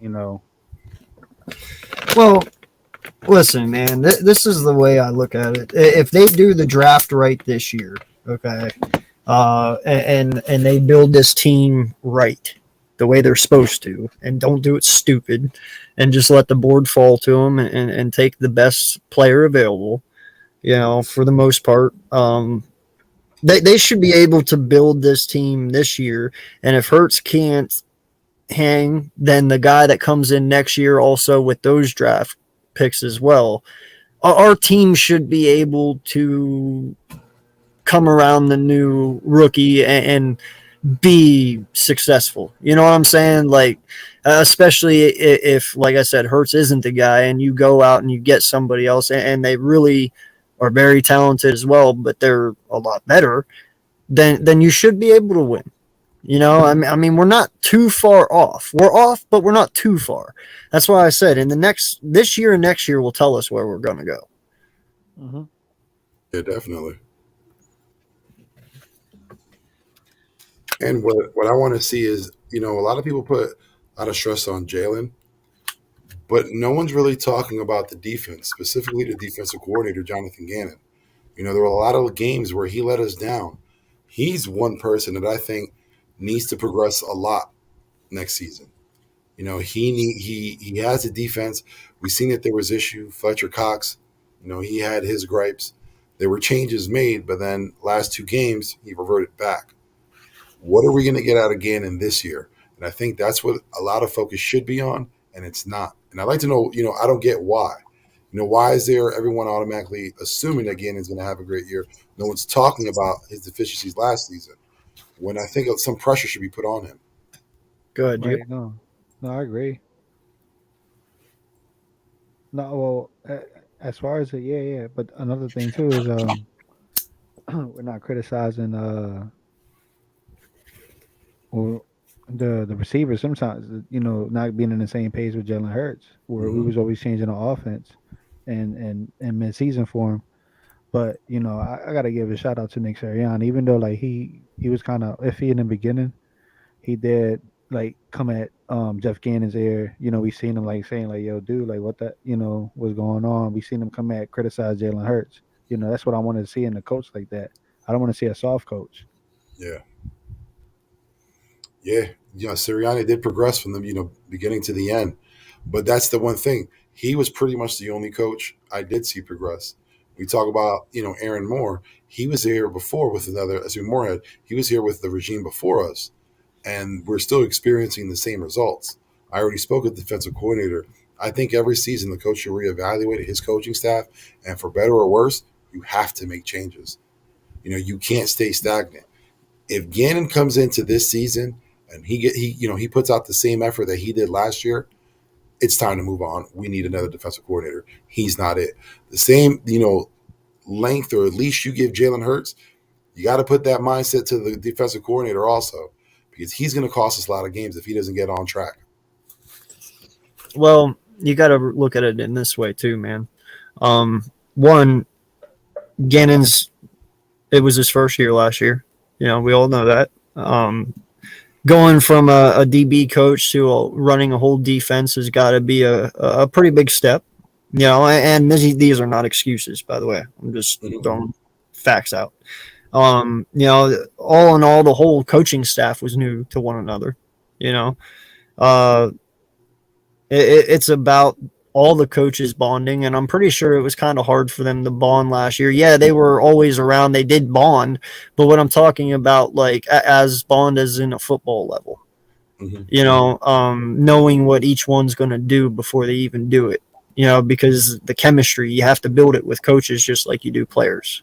And, I think we'll see a bigger jump this year from Gannon, and he has to, man, because the dude wants a head coaching job. You're not going to get a head coaching job whenever your defense is bad. Right. No, you need to have a good defense to be considered as a head coach, because people aren't going to hire you as a head coach, a defensive head coach, when you have the 26th overall defense. Like, they're not going to do that, Yeah. No, Hey, sorry. Go ahead. No, go ahead. No, I just want to say, like, I just thought, period, like the way they just fix fix everything in the end of the season. we made it to the playoffs, even though like we did have some help with other teams losing or whatever. But like I said, this team played their hearts out, and you got to give it credit is due. Honestly, man, regardless, this team was criticized, the coaches was criticized, Jalen Hurst was being criticized even bigger, but they balled, man. We made it to the playoffs. We played the Bucks, and that's it. Yeah. Well, and that's something too, man. I'm tired of hearing people bitch about, and not us. I'm talking other teams. Well, you guys made it in because you have such an easy schedule. Come off of it. It's not like we picked our schedule. We're given our schedule just like everyone else. The NFL did our schedule. If you got a problem with our schedule, take it up with the NFL. All right, not us. We were given the schedule that we got, and we played the games that we had. Now, luckily for us, that did account for our second half being pretty damn easy. I won't lie, but we had to win those games to get in. I'm not going to take credit away where it's due. Even though we played bad teams, we played better to get in. And there's nothing wrong with that. At the end of the day, you have to win the games in order to get the playoffs, and we did that. Yeah. No matter who we're playing against, we did enough to get in the playoffs. But let me ask y'all a question, because we're going from one player that's been heavily scrutinized to another that I like to bring up in Miles Sanders. Now, it's been reported that he's now working in Houston with his longtime childhood coach, Greg Williams. Actually, he talked to the media, and he told them that he wants to be the best. He's willing to exhaust himself to work hard to get to the point. He's trying to take this a little bit more personal this year. What do you think about Miles' comments? Because like he had to back it up for that MVP season, like the comments that he was saying the previous year, and it wasn't too good.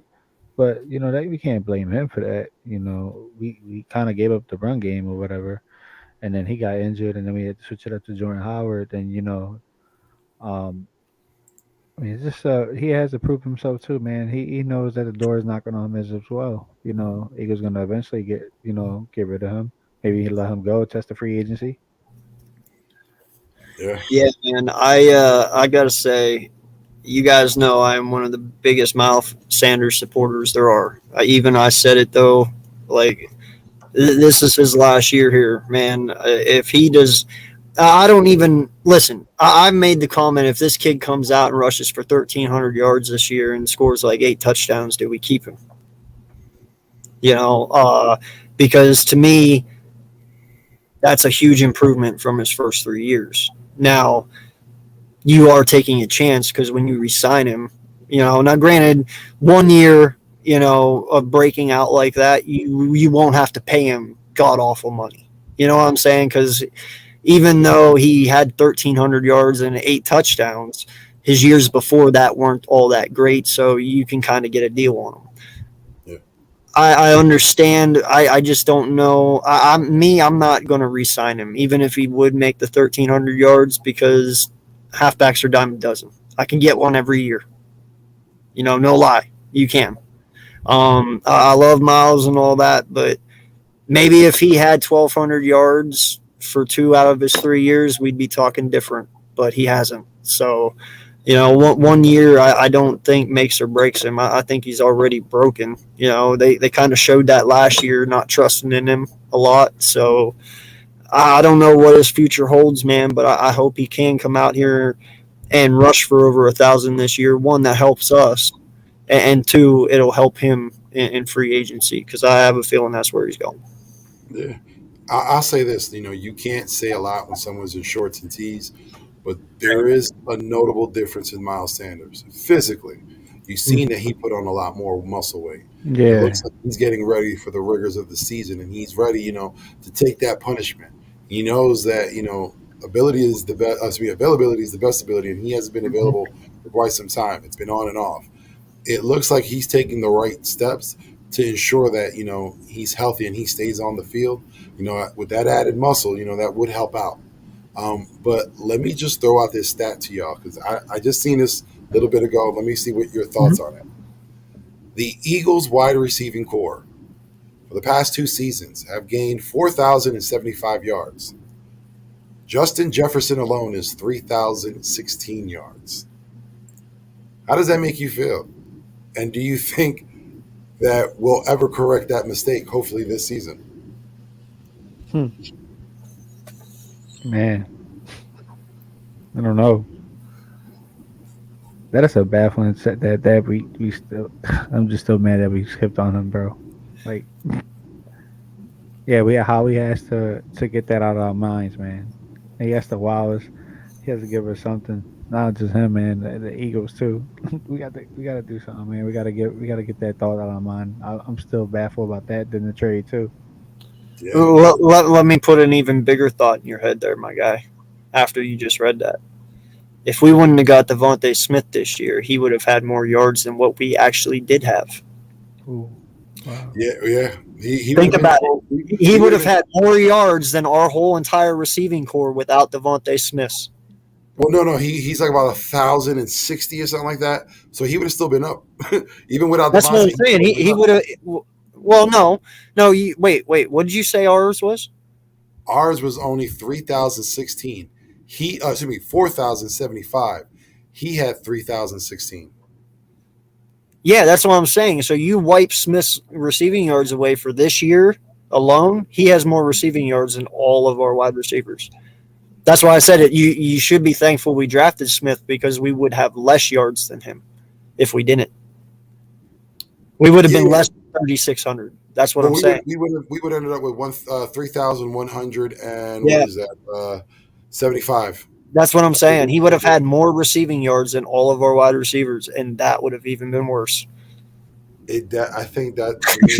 Let's be honest. That's probably Howie's biggest mistake, draft mistake. Like, there's no question. We all could say DK. We could mention that 1,000 times over. But the production and the kind of player that Justin Jefferson turned out to be is remarkable. And it's so sad that he was there for us to take, and Howie just overlooked him. We've overlooked a lot of people, man, honestly. Sadly enough, we have. That's why I don't like going back and talking about this.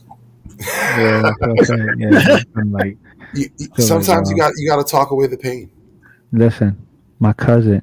I talk to this guy every day. He rubs it in my face every day. AK knows this man. Bro, he's just rubs it in my face saying, "Dude, we got Justin Jefferson. Guys, wait until we get an elite quarterback. You see what he can do." Yeah, I know what he's gonna do. Yeah, he's gonna turn up. No, man, I've always said I'm ready to have our Julio. I'm ready to have our Calvin Johnson, our Devontae Adams. Look, I've been waiting around a long time for one, man. We all have. It's about time we get one. Far too long have we not had one of those, and we need one. Yeah, definitely. You need that game changer, man. You look at all of these quarterbacks that are in the playoffs and that are young. They all have number ones, true veteran number ones. You know what I'm saying? Like Allen got Diggs, and then look what happened. Pat Mahomes had Tyreek Hill. Look what happened. Tom Brady had Mike Evans and Godwin. Multiple elites. So every franchise quarterback that we know right now has a number one. Yeah. The ones that don't have number ones, we all question. And I think we have that number one quarterback. So this season is going to be a toss up. It's a lot of unknowns, a lot of uncertainties. But the one thing I will say is I think this team, they're going to put everything they have out there. That's the one thing that we're lucky. We don't have a team that looks at a season and, they just don't put their all out there. This team's constantly trying to win. So for whatever deficiencies we're going to have, they're going to do their best to overcome it. Oh, yeah, for sure, man, because in the end, they know who they play for. Mm-hmm. They know what kind of fan base they play for. And they know how much we love them and how much we admire them for playing for us. And, dude, no matter how bad our team might look, you'll always get the best out of them. The best that they can be, because they will always play hard for us. Always. Because as long as they play hard, we cheer for them. Heck yeah. And I'd like to say just real quick, shout out to Milton Williams on a birthday. Happy birthday, big guy. And shout out to Zach Ertz for being a father. Oh, I didn't even know about Yeah. that. Yeah. Oh yeah, and BG's birthday was just a couple days ago, so shout out to him. Sure. Yeah, man. It's great, especially with fatherhood, man. Like, congratulations. First time, I believe, right? Yep. Oh, man, that's special. That's real Got a special. baby Ertz. Oh, heck yeah. Oh, dude, you know that kid's gonna fucking be phenomenal. Mom's a freak athlete. Dad's a freak athlete. Man. Right? Look out. Whatever sport that Ertz goes into, you know he's gonna be top dog. Yep. So, what else we got to talk about? Or was there something else? I cannot believe no one wanted to come in and talk tonight. That blows my mind. I would have thought BLSG would have been the first one on. Right? I thought Big Play Slay would have came in. I thought like all these dudes. Oh, okay.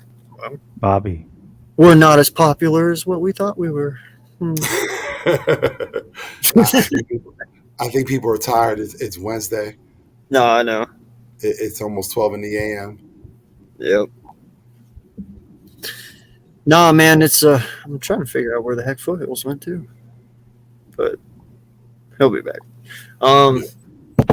No, that is something though, man, that we do have to focus on, man.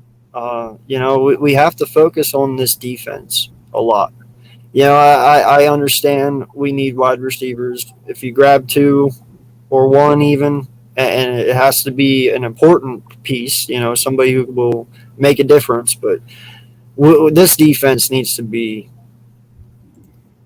retooled. Yeah. You know, I totally agree with you. yeah, defenses win championships. Plain and simple. And right now, this is our defense the last 2 years really hasn't been the defense that we've known to come and love for a while. You know, we need to get back to that hard-hitting football, that aggressive style football, and we need to get people in here that can just lay somebody out, man. Just lay them out. Don't even matter anymore. You know, if they come in your zone and they catch that ball, flatten them. You know, I'm just tired of being walked on, man. I really am. Defensively, I'm not used to it. I hate it. Yeah, I'm ready to be that top 5 defense again. I don't know about y'all. Yeah, definitely. I'm so used to that Jimmy Johnson defense. Right. But like I said, I think all that, it all depends on what Coach Gannon does. You know, we could have the players, we could have the personnel, but it all depends on what he does, what play calls he's doing. Is he putting the players in the right position? It's all on him. Yo, what's good, Eagle? Appreciate you stopping in, man. What's up, Prime? How you doing, dude? It was good, Steven. No, like, listen, man, I'm a little shaky on Gannon's system. I understand that our defense was not at all good, you know, last year. But there's always something that I sit here and I question, you know, about it. Is our defense was really bad, but yet Darius Slay had his best season ever last year.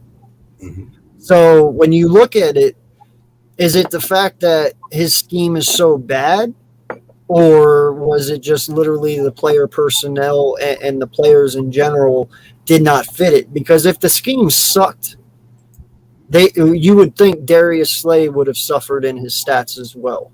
You know what I'm saying? Like, Yeah. I don't care how talented you are. I don't care how athletic you are or how smart you are. If you're playing a scheme and the scheme doesn't work, you would fail as well. So that's why I kind of question it. It's like, well, you know what I'm saying? So I'm torn, man. I think Jonathan Gannon is a good coach. I think his players, I don't know, man. I don't know. I think he is good. I just don't think we have the personnel and the players to suit it the way he wants. That's why we went and got Riddick, so we could be more of a hybrid defense. You know, somebody who can play end and linebacker. That's why he went out and got White. That's why he, you know, whoever we draft, he goes out and gets. You know, they're trying to change this defense into a hybrid instead of just a 4-3 defense. You know, they want to be able to run both. And I'm okay with that if you do it right. And if that means getting the right players to run the right system, then so be it. I'm all for it. Whatever you got to do to make it work. Yeah, and you said it perfectly. Like, it all depends on what he does, and he has to make it right. But, you know, there's a lot that remains to be seen. Again, we won't really have a clear picture of what's going to happen until after the draft. Because then we can figure out, you know, what's their mind, what's their process. You know, who are they focusing on? If it's going to be a defensive heavy draft, that we know that, you know, they're trying to give Gannon all the tools that he needs to succeed. You know, if we're stuck with going for linemen and, you know, tight ends and wide receivers, be prepared for a long season. Yeah. No, I agree, man. If our defense comes out this year and they go back to doing kind of the same thing we did last year, it's going to scare me instantly, you know, because we've already been down this road once and we know where that leads. And, you know, let's be honest, our offense can only stay afloat so long. You know, that's kind of like if you're strong on the defensive side of the ball and weak on the offensive side. You know, your defense can only hold for so long.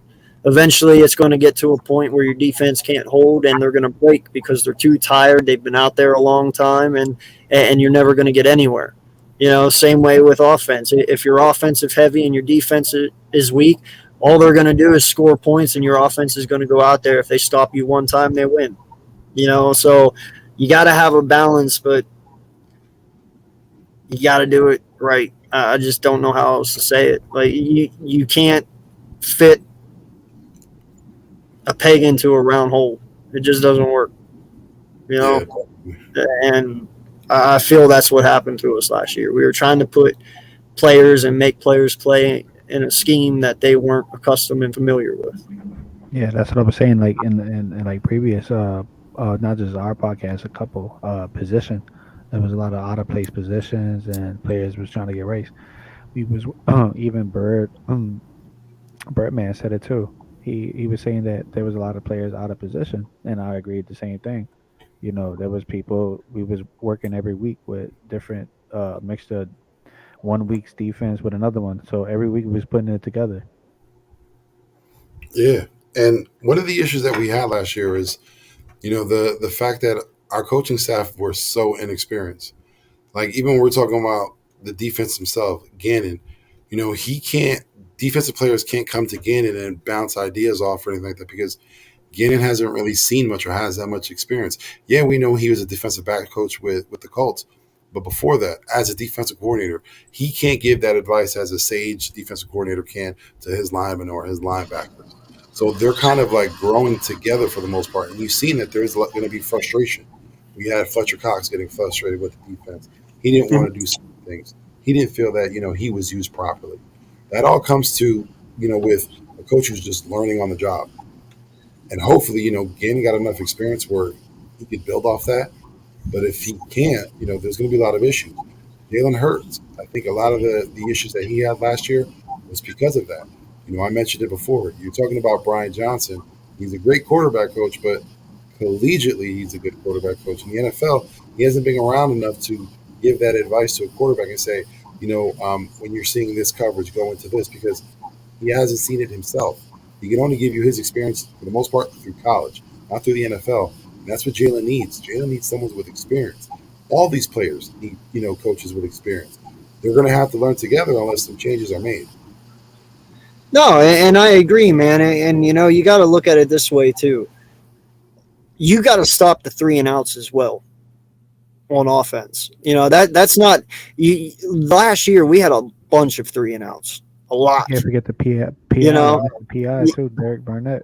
Yeah, you know, like you gotta stay on the field longer, especially for a first year defensive coordinator, somebody who is still, a rookie and learning his craft and still, he's young. He's like 38, right? I believe. JG? He's like 36 or 38, something like that. Yeah. He's still young, so he's still learning with these guys. No lie. Our linebacker coach is 28. He could play football right now. Like all these guys, it was a first for everything. A first for everyone in the coaching staff. Everyone. And they made the play. 40. He's up. He's Jonathan Gannon's 39. He'll be 40 next year. Yeah, so he's still young, man. I mean, hell, he's younger than Tom Brady. So, yeah. But being a first for everything, they got us to the playoffs. All I want them to do this offseason, JG especially, is watch the tape and learn from your mistakes, correct it, and pray to God we see something completely different next year. What's going on? Yeah, exactly. What's going on, Peo? He's got a very good question. He's got a very good question for us. I know that answer. Me too. Listen, I understand you might have open bar, but I'm not missing the draft. Yeah, she's going to have to find a friend to go with her. I was going to say it kind of depends on how hot she is. That kind of depends, too. Well, in all honesty, it is the girlfriend that's asking you. And if she is, how long have you been with her? If she isn't, then hell no. Well, Watch we the all draft. know what it's a wedding, so it's a little implied. There might be something going Yeah. down. Slap the Apple Watch, bro. You good? Yeah, you can always watch the draft on your phone. That's all you need to do, though, is whenever they go to say I do, you stand up because your team just picked the guy you like, and you're like, yeah! Yeah, that'll screw everything up. Yeah, I would say you got That'd be hilarious. Keep the Apple Watch, keep the phone with you, and have Twitter on. As soon as you get the message, have that buzz go through, so that way you can notifications, you know what's going on. Does anyone here object to these two wedding today? Oh, stupid son of a! What? Yeah, they don't look at you and be like, draft on too. Always ask the bartender to put the draft on. Right? There you go. Yep. Or you can watch it on your phone. You got. oh, okay. Well, if you're yeah. picturing day 3, then yeah, go to that wedding, dog. Well, no, he's saying the wedding. I'm assuming would be during those day 3 picks. Listen. He's saying No. it's on Saturday. Yeah, because watch that's the draft. You don't know if the Ooh. Rams are going to come back up in that pick. Yeah, I still wouldn't go, bro. Sorry. Still wouldn't. Now I like Gio's answer. The Apple Watch, bomb. Yep, Yeah, that notification. works. That works. Just choose your excitement at an appropriate time. Just make sure you don't yell out at the wrong time. If I can give my advice, I would say is always keep a Bluetooth ear set in. Right. Have the draft on your phone. That way you can follow along with what's going on in your ear. You don't necessarily have to see it. But while someone's talking to you, especially we know when someone's trying to give you that small talk and you just want to get away, it's already in your ear. No, listen, look, get the All you got to do is Firefly. smile and nod. Get the one that flip one, the one that like a ladybug or whatever with the flip insect one, look like an OG button up. Now that's a great answer. That's a great answer right there. Yes, sir. Hey, perfect excuse. There you go. My bad. Yeah. Bro, go live at the wedding. Right? Dude, weddings are freaking boring, man. Unless it's open bar. Peo said she wants arm candy. Oh, yeah. If it's just for that, then no. That's right. What's going on, Papa? Not much. I've literally just been sitting here listening to just Shine Down and Godsmack. Good. It's been that kind of night. Listen, I'm telling you, Damian Pierce, he'll be on the team. Don't I'm worry. telling you right now. Literally, the recent mock draft you did, you were like, how you think? I so badly wanted to respond with, you know what my response is gonna be. Yeah, You know what? earlier, I was purposely didn't put him on because I was waiting to see what you would say. I was like, you know what I'm gonna say. I'm just going to be happy when this draft is over so we ain't got to talk about DP anymore. Oh, there's others in the pipeline for next season. Hey, that's a whole nother year away, though, man. That's an 8-month break. You have a whole season of Holy Gator to talk about that. He does. Yep, Bill Napier over there doing his thing. Yeah. Yeah, he is, bro. Billy Napier, man, he is kicking ass and taking names. Mm-hmm. He is still. Yo, I won't lie, man. You know, you guys got me thinking the other night about quarterbacks for next year, just in case Jalen doesn't work out. So I just went on today and just tried to look out, you know, at some and see what they were about, because I really didn't look. I don't care that much for it because I don't want one. But if it ends up happening, dude, I won't lie. That Van Dyke guy looks pretty dang good, dude. Like, Shout out to BPS because he's the one that's been putting everyone on Van Dyke. He's on the Van Dyke train. I'm pretty sure somewhere his hair just stood up. he's really weird though, man. Like I don't like his release. Like he just, no lie, bro. He really reminds me of Glennon when he runs. Like I'm not gonna lie. Yeah, from the Giants, Glennon. The giraffe? Oh, no. Yeah, like when he runs. No, I'm serious, bro. When he runs, it almost makes you nervous. But then he throws while he's on the run, and he makes it look so good. But dude, I don't know. You'll know what I mean when you watch it. Like I like him, I really do. But I don't know. His motion's weird. It's almost sidearmish. Is it like a Phillip Rivers? Just watch it. You'll just watch it. You'll see it on YouTube. It's really weird, man. I don't know how to explain it. It's it's more like when Pat does his no look. Okay, I see what you're saying. You know what I mean? I can, the little like. It's more of a flick of the wrist than him actually, you know. Yeah, yeah. The wrist. Yeah, and it's just weird, man. But like I said, though, he makes it look good. I'm not gonna lie. Like he has a cannon for an arm. Oh my god! Like I just get concerned because last year this time everyone was on the Spencer Rattler train, and now this kid's in the transfer portal. yeah. No, this kid is not a Spencer Rattler, though. I mean, he's 6'5". The thing with Spencer Rattler was he let the hype overcome him. Yeah. The hype built up and he couldn't live up to it. With Tyler Van Dyke, I literally knew nobody except Slay talk about him. No, well, that's only because he came in for like the last. No, I know, but that's what I'm saying. Like something like that. He, as of now, if you were to look at it right now, would be 5th rounder. Obviously, of course, that shit's gonna change during this year. Yeah. But I don't know how he'd be a 5th, bro. He played 6 games. He had 3,200 yards and 28 passing touchdowns with 6 interceptions. How is that a 5th? That's 6 games. His first time playing. His first time playing. What I'm reading, I didn't write the article. Well, that would be why. Like you just said it right there. It's his first season. A lot of teams. No, it's his first half season.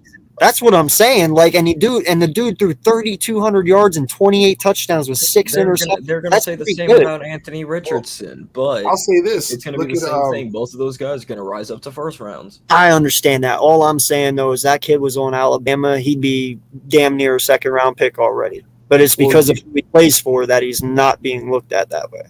Well, you remember Josh Roseman? His first season was spectacular with UCLA. A lot of people saying he should have just went to the pros right there. He would have been the consensus first pick. I'm not saying that about this guy. I know, but I'm just saying, like, when we see them, right now, how we're looking at him a year before, then come into the season, everything can change. Everything. Like I said, yeah, he could come out next year and tank. Rattler was the guy, and then now he's in the transfer portal. So, like, my thing is, now he's in South Carolina. South Carolina, yeah. That's the issue I have when they say, like, teams are looking to the future for a quarterback. Who do you know is going to be there? Because whoever's the consensus this year won't be next year. So who are you making these plans for? Oh, you don't necessarily know that, but I get what you mean. Yeah. Yeah, there's quarterbacks that come out every year that rise up during the year. They may not be known right now, but you're going to know about them this time next year. So there's always 1 or 2 of them out there at least. Yeah. And it's crazy because, like, even Sam Howell, The year before, he was Right. looked at another guy who could possibly be a number one. And then after this year, what are they saying? He's probably mid first rounder, possibly could be a second round pick, like that. I don't think I've seen any take him in the first. Yeah, that's what I mean. Like he could be possibly a second round pick. Now there might be that jump where if teams get scared, they think that there's a go at quarterbacks, don't want to make their move. But again, we're talking about the guy that should have been the number one overall pick, at least what they were saying a year or two ago, compared to now where he's looked at as possibly a second round pick. Yeah. You know, I also don't believe Bryce Young is actually going to be that effective in the NFL. We'll wait and see. I don't know. For me, I don't trust any quarterback coming out of Alabama. They haven't produced one. They haven't. Joe Namath. Other than that, you can't name another. About to be Jalen Hurts. Yeah, but I won't even count him as an Alabama quarterback because they gave up on him. Yeah. I'd say Oklahoma. They gave up. Yep, he's an Oklahoma quarterback because He was drafted as Oklahoma. He's a boomer sooner. Get it right. but I want to make this point about him though. You see Jalen progress the better the coaching gets. Everyone says that Nick Saban's a great coach, but he can't do crap for offense. He can't help out a quarterback. He's only produced 2 first-rounders, and look at them now, Mac Jones and Tua. Before that, you had to go back to the 70s, I believe, for his first-round quarterback to get picked out of Alabama. They're not known for being a good quarterback factory. That's not Alabama's business. I wouldn't even count Tua yet, man. Honestly. Oh, I don't. I don't even count Mac Jones. Like, he had a lot of hype on him. Mac's actually proven something, though. Well, in the way that they went into a really good situation, Mac's a lot like Lamar or like, I say he's like Dak. Perfect situation. Might not be the best quarterback, but he's in a great situation. Well, I wouldn't say it's great, man. I mean, listen, Dak is better because you got to look at it. Mac Jones, his halfback, he's got 2 stud halfbacks right now, Stevenson and who's the other one? Harris, right? But them wide receivers are still shaky, and he's not Tom Brady. You know what I'm saying? Like, Harry, he hasn't really played. N'Keal Harry, he hasn't really gone, isn't he? No, he's still on the team. No, he's still on it, but he hasn't played yet. He's been injured, so he hasn't really done anything. No, he's just not that good. I thought they intended on moving on because of his. They do want to trade him. They do. On the trade block. Yep. Yeah, but and then they have Nelson Aguilar and Devontae Parker. He really doesn't have that good a wide receiver, so he's not all set. You know. Well, I say he's in a good situation because when you look at New England's offensive line, great, stout. Yeah. The only thing that they have as a knock is the wide receivers. Great defense, and we all know you have Bill Belichick. I know, but that's who he's throwing to. That's what I'm saying. I get it, but when to his halfbacks, all he has to do is hand it off and let them do the work. You know, but they're the guys he's throwing to. But they do need to upgrade that wide receiver core for him because Mac Jones is not Tom Brady. He's not going to be able to do it himself. Yeah, but the thing is, for them, they have the luxury of having a Jonnu Smith and a Hunter Henry. So they're good with the tight ends, and that'll help him out a lot. So for Mac Jones, you don't necessarily need that big wide receiver core, that deep threat even. You just need someone that can be consistent in catching the ball because you already have your tight ends doing the deep work for you. Well, it's not Harry and it ain't Aguilar. Oh, so they need someone. Exactly. So they need someone. And if they're getting ready to trade Harry, then they need someone. Or maybe they draft a receiver. Who knows? I think that might be the move, and Traylon Burks might be that guy. No, watch him do Givens. Who do you think they're gonna get? Givens. Oh, okay. Watch. They'll probably take him in like the early second or something like that. Hey, I like that kid from Purdue, David Bell. David Bell. Like a beast. I gotta look. If we I have not looked at yet. I gotta see him. David Bell's a guy that check him out too. If we don't go receiver in the first, if we go like 2 defensive players, whatever. Say we trade up, like Thibodeau falls, we trade up, we get him, and then we get like a Lloyd or whatever. That's my dream draft. In the second, if Bell's there, that's He's a good, solid receiver. So wait, I gotta ask a question real Even quick. being in Purdue, he was still solid. Yeah. So if it was between Bell and Watson, you would take Bell over Watson? Over no. No, I'm just asking. If you had to choose between Bell and Watson in like the late second, early third, whatever we would choose to. If Bell was still there and Watson was still there, which one you taking? If For they me, were Watson both because he's still more there, versatile. I don't know. I still. I don't know what Bell's 40 is, but I do know what Watson's is. Oh no, Bell had a good 40. He wasn't Did he? slow at all. Okay. Yeah, I didn't know. That's why I said. David What about Bell reminds me a lot of, and this might just be me, reminds me a lot of Robert Woods. What about you, Foils? Who you choosing? Oh, he had a bad 40 time. Well, actually, I can't ask you that, man, because you haven't watched Bell yet, like me. So that's unfair. Yeah. He had 4.65 vertical jump 33, broad jump 1.8. I have to do my homework. Yeah, 4.65, 4.68 is not a good 40 time. Yeah, that's not good. I'm taking Watson then.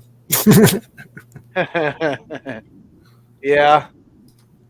He's gonna have to explode off the tape for me to take him with that 40 time.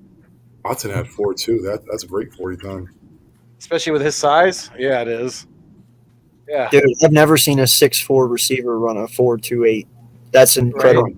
That's incredible. Megatron. Okay, Calvin Johnson ran a 4.2. He was up 4.4. Yeah, he may run like a 4.4. He ran a 4.28. Right. That's way faster than Calvin. I know it don't look like much, a 4.28 to a 4.4. People are like, well, that's not much. It means a lot. Yeah, It really does.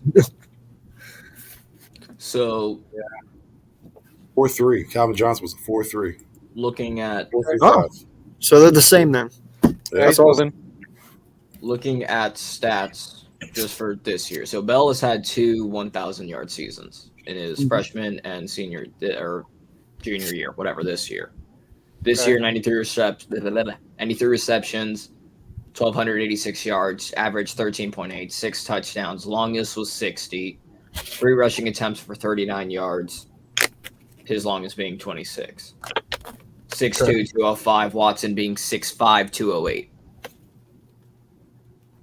Okay. So weight-wise, you're not really looking at that much of a difference. What was Watson has never had a 1,000-yard season. Yeah, At that point, I don't think speed matters, especially if you've got a guy like a Watkins. Well, one of the reasons why how much of it though? didn't have over a 1,000-yard season is if you look at his receptions, he didn't have much. His first year he had 9, then he went to 34, 18, and his biggest was last year at 43 receptions.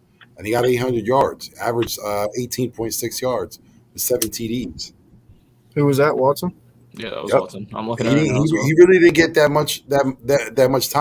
Like I said, Plus you got to look at the school he went to. Now, granted, it was Carson's school, but I'm not sure what talent of quarterback they have working there right now. Like what's his talent? Well, they just had Trey Lance. I mean, obviously not last year, but the year before that. Yeah. Well, one thing about North Dakota State is you got to remember before Carson was there, 5-time national champion. So they've been running the gamut. That's a very good team. That's why you constantly see draftees coming from that school. Yeah, it's a good. They're D2. Yeah, D2. Yeah, they're definitely an above average D2 school that has been very consistent over the last 10 years probably or so. It's between them and what is it, South Dakota, the Jackrabbits? Yeah. Well, Goddard. Wild game. Yeah. I mean, when in doubt, you can always just pull up Dave Bell highlights and just watch him in here, the share screen. Listen, if that kid's available in the 3rd round, by all means, pick him up. Right. I don't see how. I think your third round receiver you would look at if you wait that long would be a Justin Ross out of Clemson. I'm not taking anyone with the name Ross. Sky Moore's intriguing Yeah, too. I'm A lot of hustling. people are talking about him now. Because of John Ross from Cincy. I'll put Rick Ross on my defensive line. Right? No tackle. Yep. I know every day he's gonna be hustling.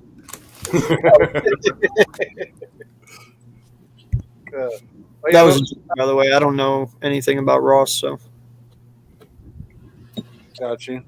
I told you I wasn't really looking at wide receivers, man, because at first I wasn't expecting us to get one. So I had no reason to look. I figured we would fill it in the free agency, and then we didn't. So now I'm like, well, I guess I got to look at wide receivers now. I'm still. So how you were saying, would you rather like Watson or Bell?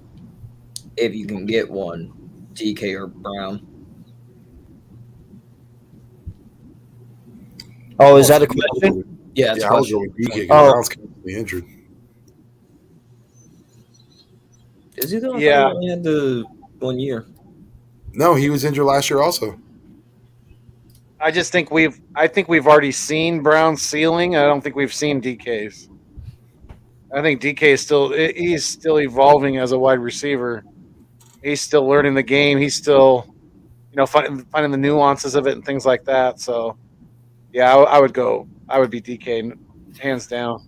I'm gonna throw one in on you. That's one that you didn't, because it's actually one I wouldn't mind having. Chase Claypool. Who? I didn't hear. Chase Claypool from Pittsburgh. That kid's going to be a stud. He is going to be a very, very good wide receiver. I wanted him last year in the draft, and we didn't get him. I don't know if they're willing to get rid of him. I've heard talks about it, but if they are, yeah, get him. Claypool would be amazing with Smith. Yeah, I doubt that they're willing to get. They got rid. I mean, they just let go. They let Washington go to Dallas. James Washington. Oh, okay. I thought you meant the receiver. I was like, wait, what? Yeah, he is a receiver. Washington. Deontay Washington. He went to Dallas. Johnson is their best receiver. Johnson. Yeah. Okay. Deontay Johnson. Did he go to Dallas? No. Did. Yeah, James Washington. Oh, James. Okay. Yeah, I think that's his first name. Yeah, that's his first name. But yeah, he's in Dallas. So, I mean, I don't think they would be. I think Claypool's going to be their number two guy. Like you said, Johnson's their number one. I think Claypool's going to be the number two guy. Yeah. I mean, unless they're trying to get draft capital and they want to draft a new one. Possibly. I know they're kind of rebuilding right now in a way, but they're not. I mean, if we couldn't get Christian, if we couldn't get a guy coming out like like Christian Watson, then I'll take Claypool as a secondary to that. Sure. Yeah. Absolutely. Yeah.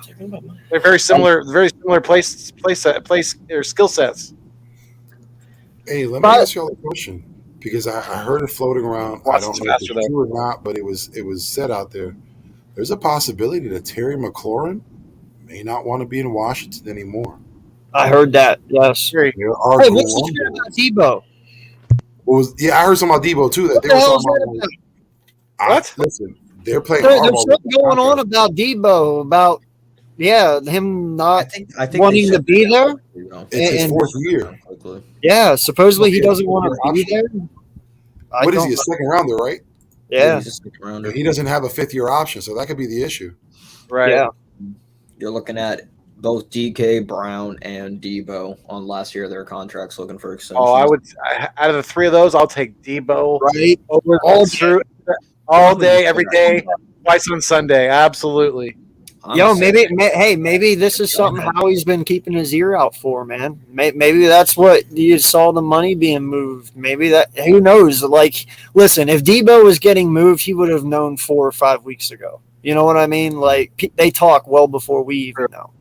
So maybe that's something he was doing. I have no idea, but it just came out today. He's right. There was Debo, Claypool was in there. That's why I said Claypool, because they had Claypool's name on there. And then who else did you say? Terry Terry McLaren. Yeah, they had all three He's of us upset. set up there and like, hey, they might be available. And I was like, how? How are those three available? Out of everyone, they should not be available. Right? Well, San for Francisco a would be. quiet guy and a team guy, apparently he spoke up. He's upset with the fact that Washington went out and got Carson Wentz. He didn't like that move. Also, with the fact is his contract situation also that isn't helping. And one of the reasons why he knows that Washington went after Carson because that ensures that he won't have a great year, and it's going to hurt him come contract time. He's trying to prevent that. McLaurin's going to want to move. I don't think Philadelphia would be a spot, especially within a division. It wouldn't make sense. But for us as an opponent, they're going to get weaker if that happens. Oh, yeah. Jump on that. Oh, absolutely. Absolutely. And San Francisco would be boneheads if they were to trade. They were to trade Debo. I mean, if you thought Kansas City got a lot for Tyreek Hill, imagine what the 49ers could get for Debo Samuel. I mean, that would be absolutely crazy. I would be very surprised. Would you do it though? I'm going to play San Francisco because Debo's the one that's upset. San Francisco isn't really in the driver's seat. They have to basically do what Debo wants in order for him to be. He's their number one guy. They have no one else. They don't like Ayuk. They already burned that bridge. Yeah, but you saw what happened whenever Russ went. Now I'm not putting Debo on Russ's level, but I mean Debo's pretty damn good. I mean he is, and they gave the bag for Russ. I'm pretty sure somebody would give the bag for Debo easily. I mean if it's the right team, but I just don't know if I'd be willing to give up what they would want. I mean, like he said, you saw Hills. It'd probably be more because he's younger.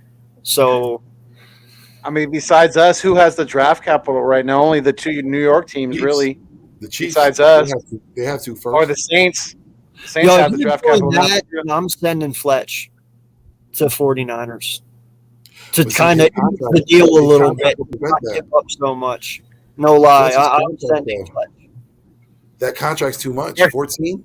No. There's a reason that they restructured that contract, my guy. They had second-round picks for him, and the reason nobody would give it up is because they didn't want to take on that contract. So what did he do? He renegotiated it down to 14. Somebody will pay Cox $14 million, and it'll be a team who thinks they have a chance to make the playoffs. And if 49ers believe that's their team and they're missing an interior lineman like Cox, they'll do it.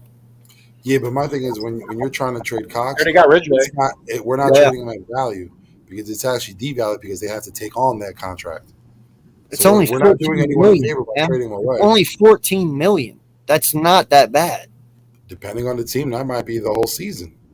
$14 million is a lot. Yeah. Yep. Yeah, and Debo is probably going to get the bag next. Absolutely, he is. He should. Well, I mean, he's a one-man wrecking crew, that guy. Well, then the Niners were stupid, though. Like, they should have built up Brandon Ayuk as well. They should have given him more of opportunity because he's pretty much the next guy that's like Debo. They should have built him up so now when you're in this situation, you have another guy you can rely on. You could tell Debo, oh, well. But now they can't because they burned that bridge with Ayuk. They know they didn't want him.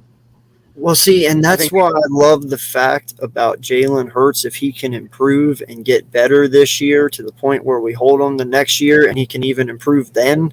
Listen, the kid hasn't really done – unless this kid comes out and wins an MVP in the next 2 years, Jalen Hurts is pretty much going to cost you probably around $25 to $30 million if we choose to keep him if he progresses, okay?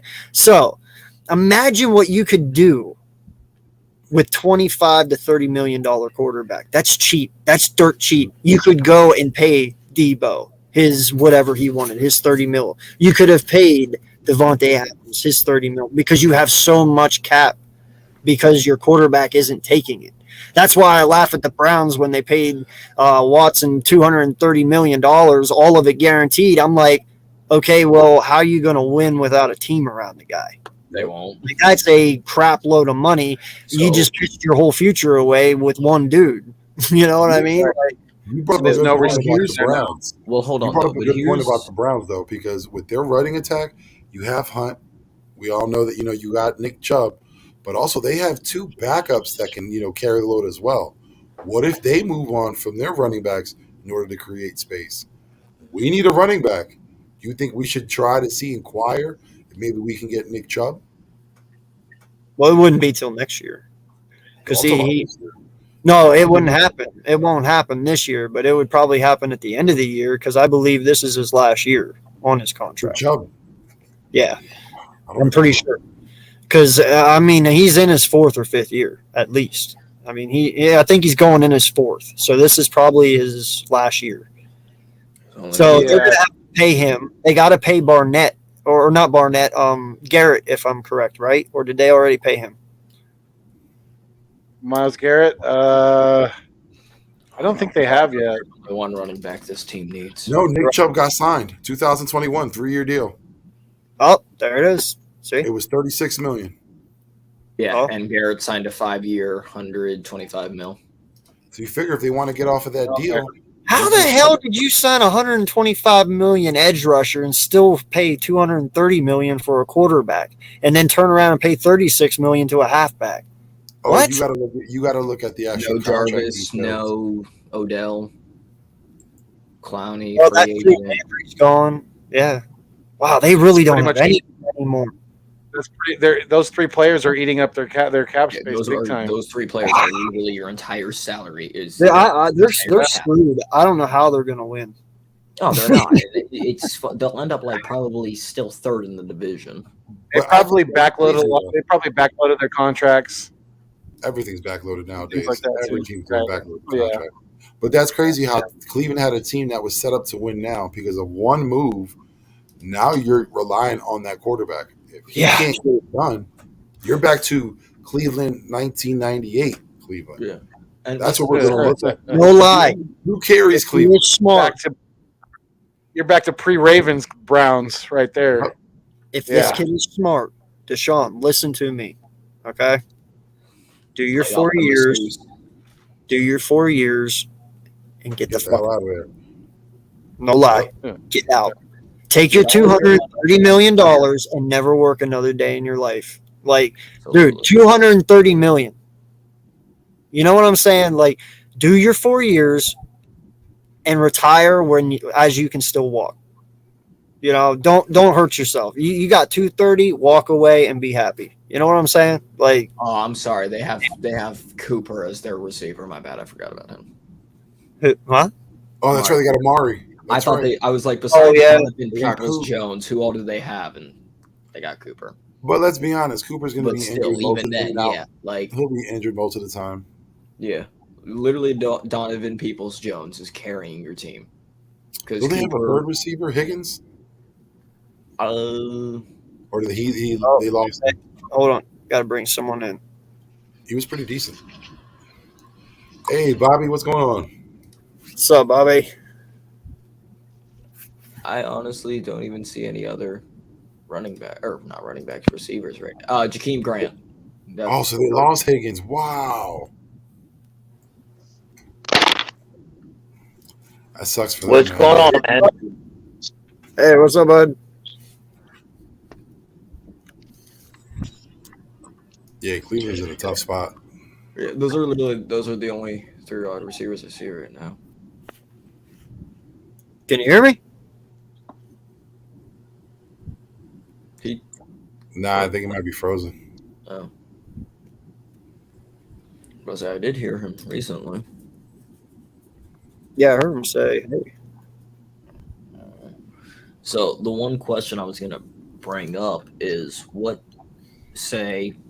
see, what's its face? Jalen progresses. He does well with Smith, Quez, Pascal. They're all doing good. We've got Lauren, Brown, DK, Debo. They're all waiting on their contract. Who says one of them or a couple of them test free agency out? I'm sure one of them will. Would that be a possibility, or is it like we kind of got to trade? No, I'm sure one of them. Because I don't know. Hey, I feel like unless they franchise tag them, then try to trade them. But that's what Green Bay did with Devontae Adams. You know, they franchise tagged him and traded him to get some value. Even then, Devontae Adams wasn't that much, I don't think. All right, can you That's hear why I me? say AJ Brown. Yeah, we Can can you hear hear you. me? Yep. Yeah, bud. What's up, Bobby? What do you guys want to talk about? Wow, I'll rip this whole motherfucker apart. Yo. Hey, yo. I'll rip it all apart. What I want to talk about. What do you want to talk about? I love you guys. Philly Foothills, AK, Victory, Papa Sora. I love you guys. But man, there's so much bullshit going on. It's all bullshit, right? Everybody talks like they're Mel Kiper. They're like Tom Miche with these mock drafts. Get the fuck out of here, man. You know, let's watch the draft play out and we'll see what happens. Yep. I think that Everybody's got their take, right? Hey, wait a minute. It sounded sloppy, but tell me that didn't make a lot of sense to you guys. We're not Mel Kiper. We're not Tom Miche. We're not any of these cats, right? It gets monotonous what we're doing. See, I'm going to make a channel, Philly Foothills. You seem to be eccentric and get it, right? Yep. AK bailed on me. And I understand why, because He's here. How did I bail on you? No. I fucking no. Them giants content creators, I don't roll along with the program. I'm not letting anybody talk to me in that kind of way. Right? I wasn't even there, dude. I don't even know what happened. I heard something went down, but I didn't ask, and I don't know. I have no idea. I wasn't there. Dude, it's probably me. I ain't gonna lie. I'm not even. How did I fail you? Absolutely. I absolutely started a problem. I started a problem with them. You know why? I'm an Eagles fan, man. Because fuck them, that's why. No, but I'm an Eagles fan. I bailed on you. How did I bail on you?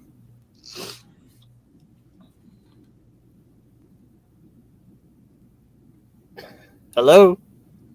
What? How did you bail on me? Is that what you were asking? Yeah, you said I bailed on you. How did I bail? Can I be honest? Honest? Well, Okay. don't lie to me. Don't lie to me. All right. Listen, dude. You ain't gonna like what I'm gonna say. Well, I hope But it's true. But I'm gonna say it. Okay. I'm not in the dick rubbing, ass kissing, all that candy ass bullshit, right?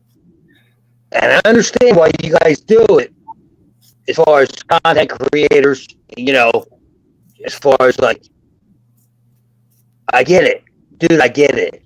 See, I'm not built that way. And these motherfuckers have disrespected me so bad.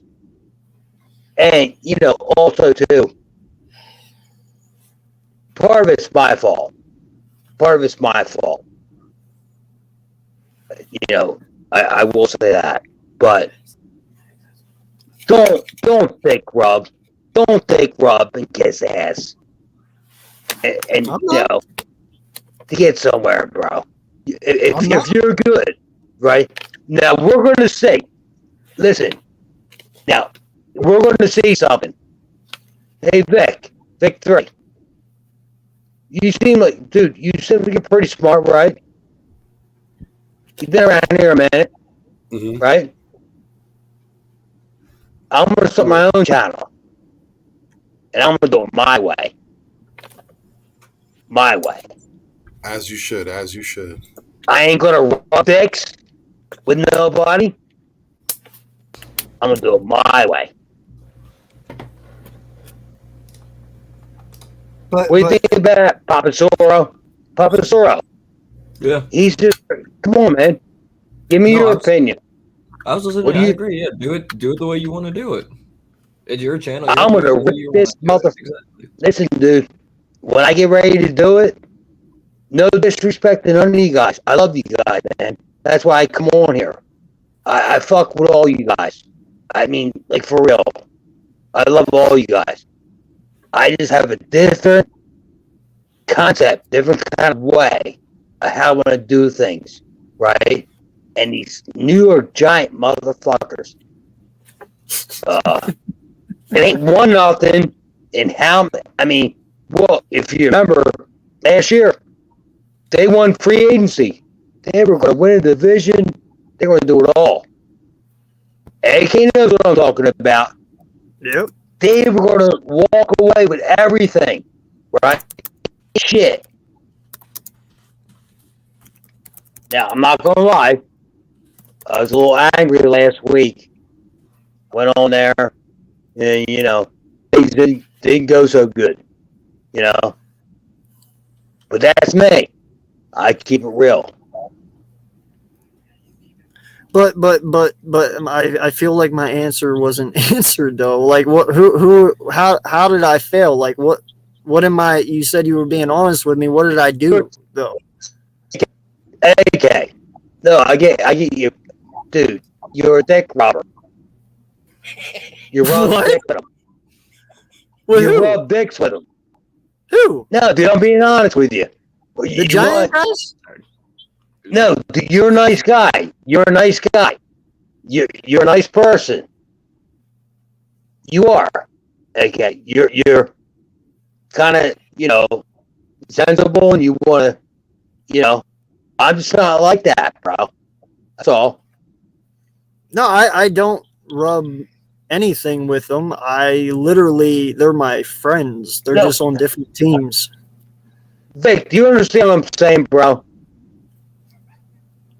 Nah, Not really. Not really. No. Yeah, are you saying? Are you saying that I rub because I go to Giant content creators' content? I'm there with you, bro. What do you mean? I know. I don't understand what you're talking about. What? How do I rub D's with people? What? Who? I don't understand. Well, you gotta rub dicks. You gotta rub dicks if you want to really be successful in this shit. See, what I'm saying is I want to change that. I want to change that whole narrative, right? You don't have to rub dicks with the enemy to make everything good. Oh, I don't. Maybe we could find a way. Maybe we could find a way to do it our way. Does that make sense? I think that made pretty good sense. I think so. I'm just, whenever you say the enemy, though, I'm trying to make you understand, like, those guys over there, they're not just content creators. They're actually friends of mine. Yeah. Like, friends. You know what? They were friends of mine too, right? Joel. Yeah. Lou. Pat. Taj. Yeah, all of them. Let's see. Here's the thing. They're out for them.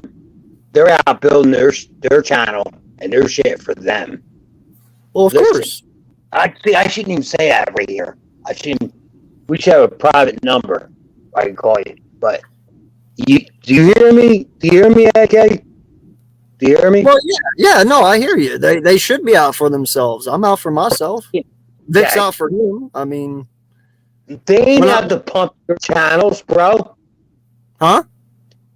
They ain't out to pump your channel. Your numbers. At the end of the day, Who's going to worry about AK? You. Oh yeah, but yeah. No, I understand that when I go over there, though. I don't go over there to get subs. I don't go over there to do anything but just watch football. I'm sorry, man. I'm sorry. I mean, I'll leave after I say this, but I'm going to say this, AK, and I really mean this. Mm-hmm. I'm not a dick robber, not an ass kisser, right? And I'm going to do what's best for me. Of course, Period. you should. But and you should. No lie. I mean, you should. Like I said, I don't go over there but to just chill with them and talk football, man. And half the time I don't even talk. I just kind of sit there and listen to them. So, I mean, I don't know what happened between y'all, but that sucks, and I'm sorry you feel some type of way, but I mean, hey, I've been all I'm saying is, it don't matter how I feel about that, right? Like, you guys, you should be my Eagles brothers. You guys should have my back. You guys should have, like, the way, and I did acted out to them. You should have my back. We're Eagles fans, right? Well, yeah. I follow you guys all the time. You, dude. You know what I'm saying? I mean, Yeah, I get what you're saying, but I also can't. Well, I also can't have people's backs when I don't know even what the fuck is going on. It don't matter. It don't. I'm like, it's just not that important. Anyway, when I start my channel, right? Yep. Can I have you on as a guest? Yes, sir. Of course. Vic, I'm always available for Vic's everyone. good too. Vic's pretty cool. Yeah, I'm always available for everyone. Because I'm gonna rip this shit apart. What we deal with, it's fucking ridiculous, man. Like, for real. What we call the goats. See, this is where I get agitated. AK, a little bit with you. You hear me? Yes, sir. When you call certain people the goats, right? And they don't know their ass. They don't know their ass from a hole in the ground. Wait. Are we talking football or YouTube? Bobby. What? Are we talking football or YouTube? Oh shit. Football and YouTube. No, I said, are we talking goats of football or goats of YouTube? Dude, do you really mean that when you call some of these cats like goats? Do you really mean that, AJ? When I call Tell somebody, you, man. what? I'm telling you, man. If you, I mean, dude, I've been fucking with you for a while, right? Yeah, All good you minute. guys, Yeah. all you guys, right? Yeah. But you gotta fucking shit, man. You gotta fuck with the goats too. Grab them by the fucking horns. I tell you what, them motherfuckers have never been so wrong. Go back. All right, AK. If I'm wrong, right? Here's how right I am. You ready? Okay. If you have the time, which you probably don't. Go back to their last live streams during the draft. Who they wanted and what we got, right? Right. Mm-hmm. Wrong. Joey Shakes, too. Wrong. Wrong. You know, they're the goats. Okay. You want to anoint them as the goats? Okay. All right. Here's Bobby in the chat. Here's Bobby. Here's Bobby last year. Right? Landon Dickerson. Got to get him in a second. I'm typing. Here's my dumbass. I'm typing in the chats. Landon Dickerson. Oh, that fucking guy's injury prone. He ain't no good. Hey, how has Landon Dickerson turned out? Just out of my curiosity.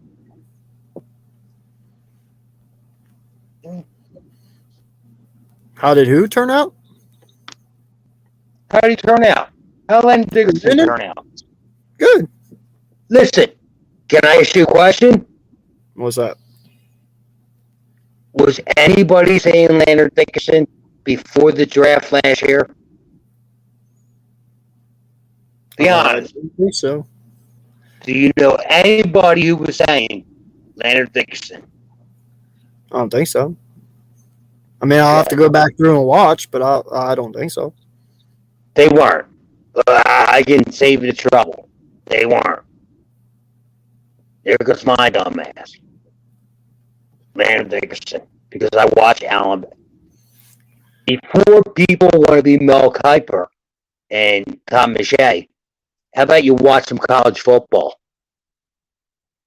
Start out with that, right?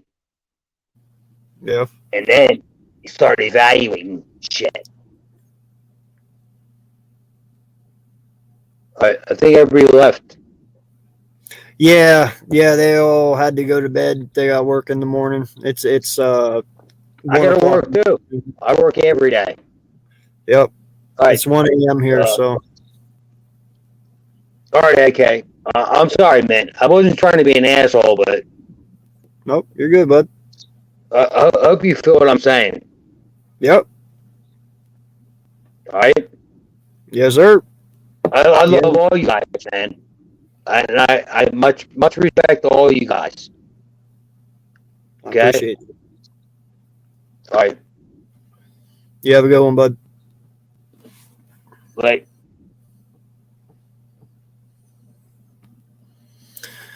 all right, guys. That'll do it for another episode of the Eats Meets West. I appreciate everyone coming out. Thank you all who were in the chat and communicating with us, talking with us, asking questions. Thank you for everyone who called in, Papa and Bobby, and appreciate each and every one of you. Couldn't say it more. And I will. Should be live either tomorrow night or the next to do a one-on-one live with everyone and just kind of go through the chat, talk with everyone. So I'll keep you all posted in that. But until next time, I am AK Eagles of the AK Eagles podcast. And appreciate you guys. I'm on the road to 1K, which says right here. And you can find me right there on Twitter at AK Eagles 88. Appreciate you guys for coming out, and let's get the 1K. I think I'm 2 away from 350, so Oh yeah, yes sir, and absolutely, you guys. Thank you so much for being with us tonight. Sorry I was in and out of the live stream, having a little technical issues with the Wi-Fi tonight, but it was another great East Meets West podcast with our co-hosts, as always. AK Eagles of AK Eagles podcast. Got it right that time. Victory, and of course, always Gio from the 215 as well. So yes, you guys, it's been another great show. Like I said, another over 2.5 hour live stream. So I hope you guys have all enjoyed it as much as we have enjoyed it, bringing it to you. So on that note, also before I go, make sure you guys go sub up to my man here, AK Eagles. Let's get him to 1,000. Definitely, he deserves it. He's been working his ass off, and he really, really, he deserves to be rewarded for all his hard work. Definitely. So let's help get him there. Share his content if you've already subscribed to him, and let's bring in some fresh fresh blood to the channel. Let's help him get there, definitely. And like I always say, we can't do it without each and every one of you guys. You guys are the food in the water. You know how it goes, definitely. So until next time, we fly until we die. Stay mean, stay green. Thanks for viewing us on your screen. But most importantly, like I always say, keep it fuego. Peace. And we'll see. Yes, sir. We'll see each and every one of you next week. Yep. You guys take care. We out.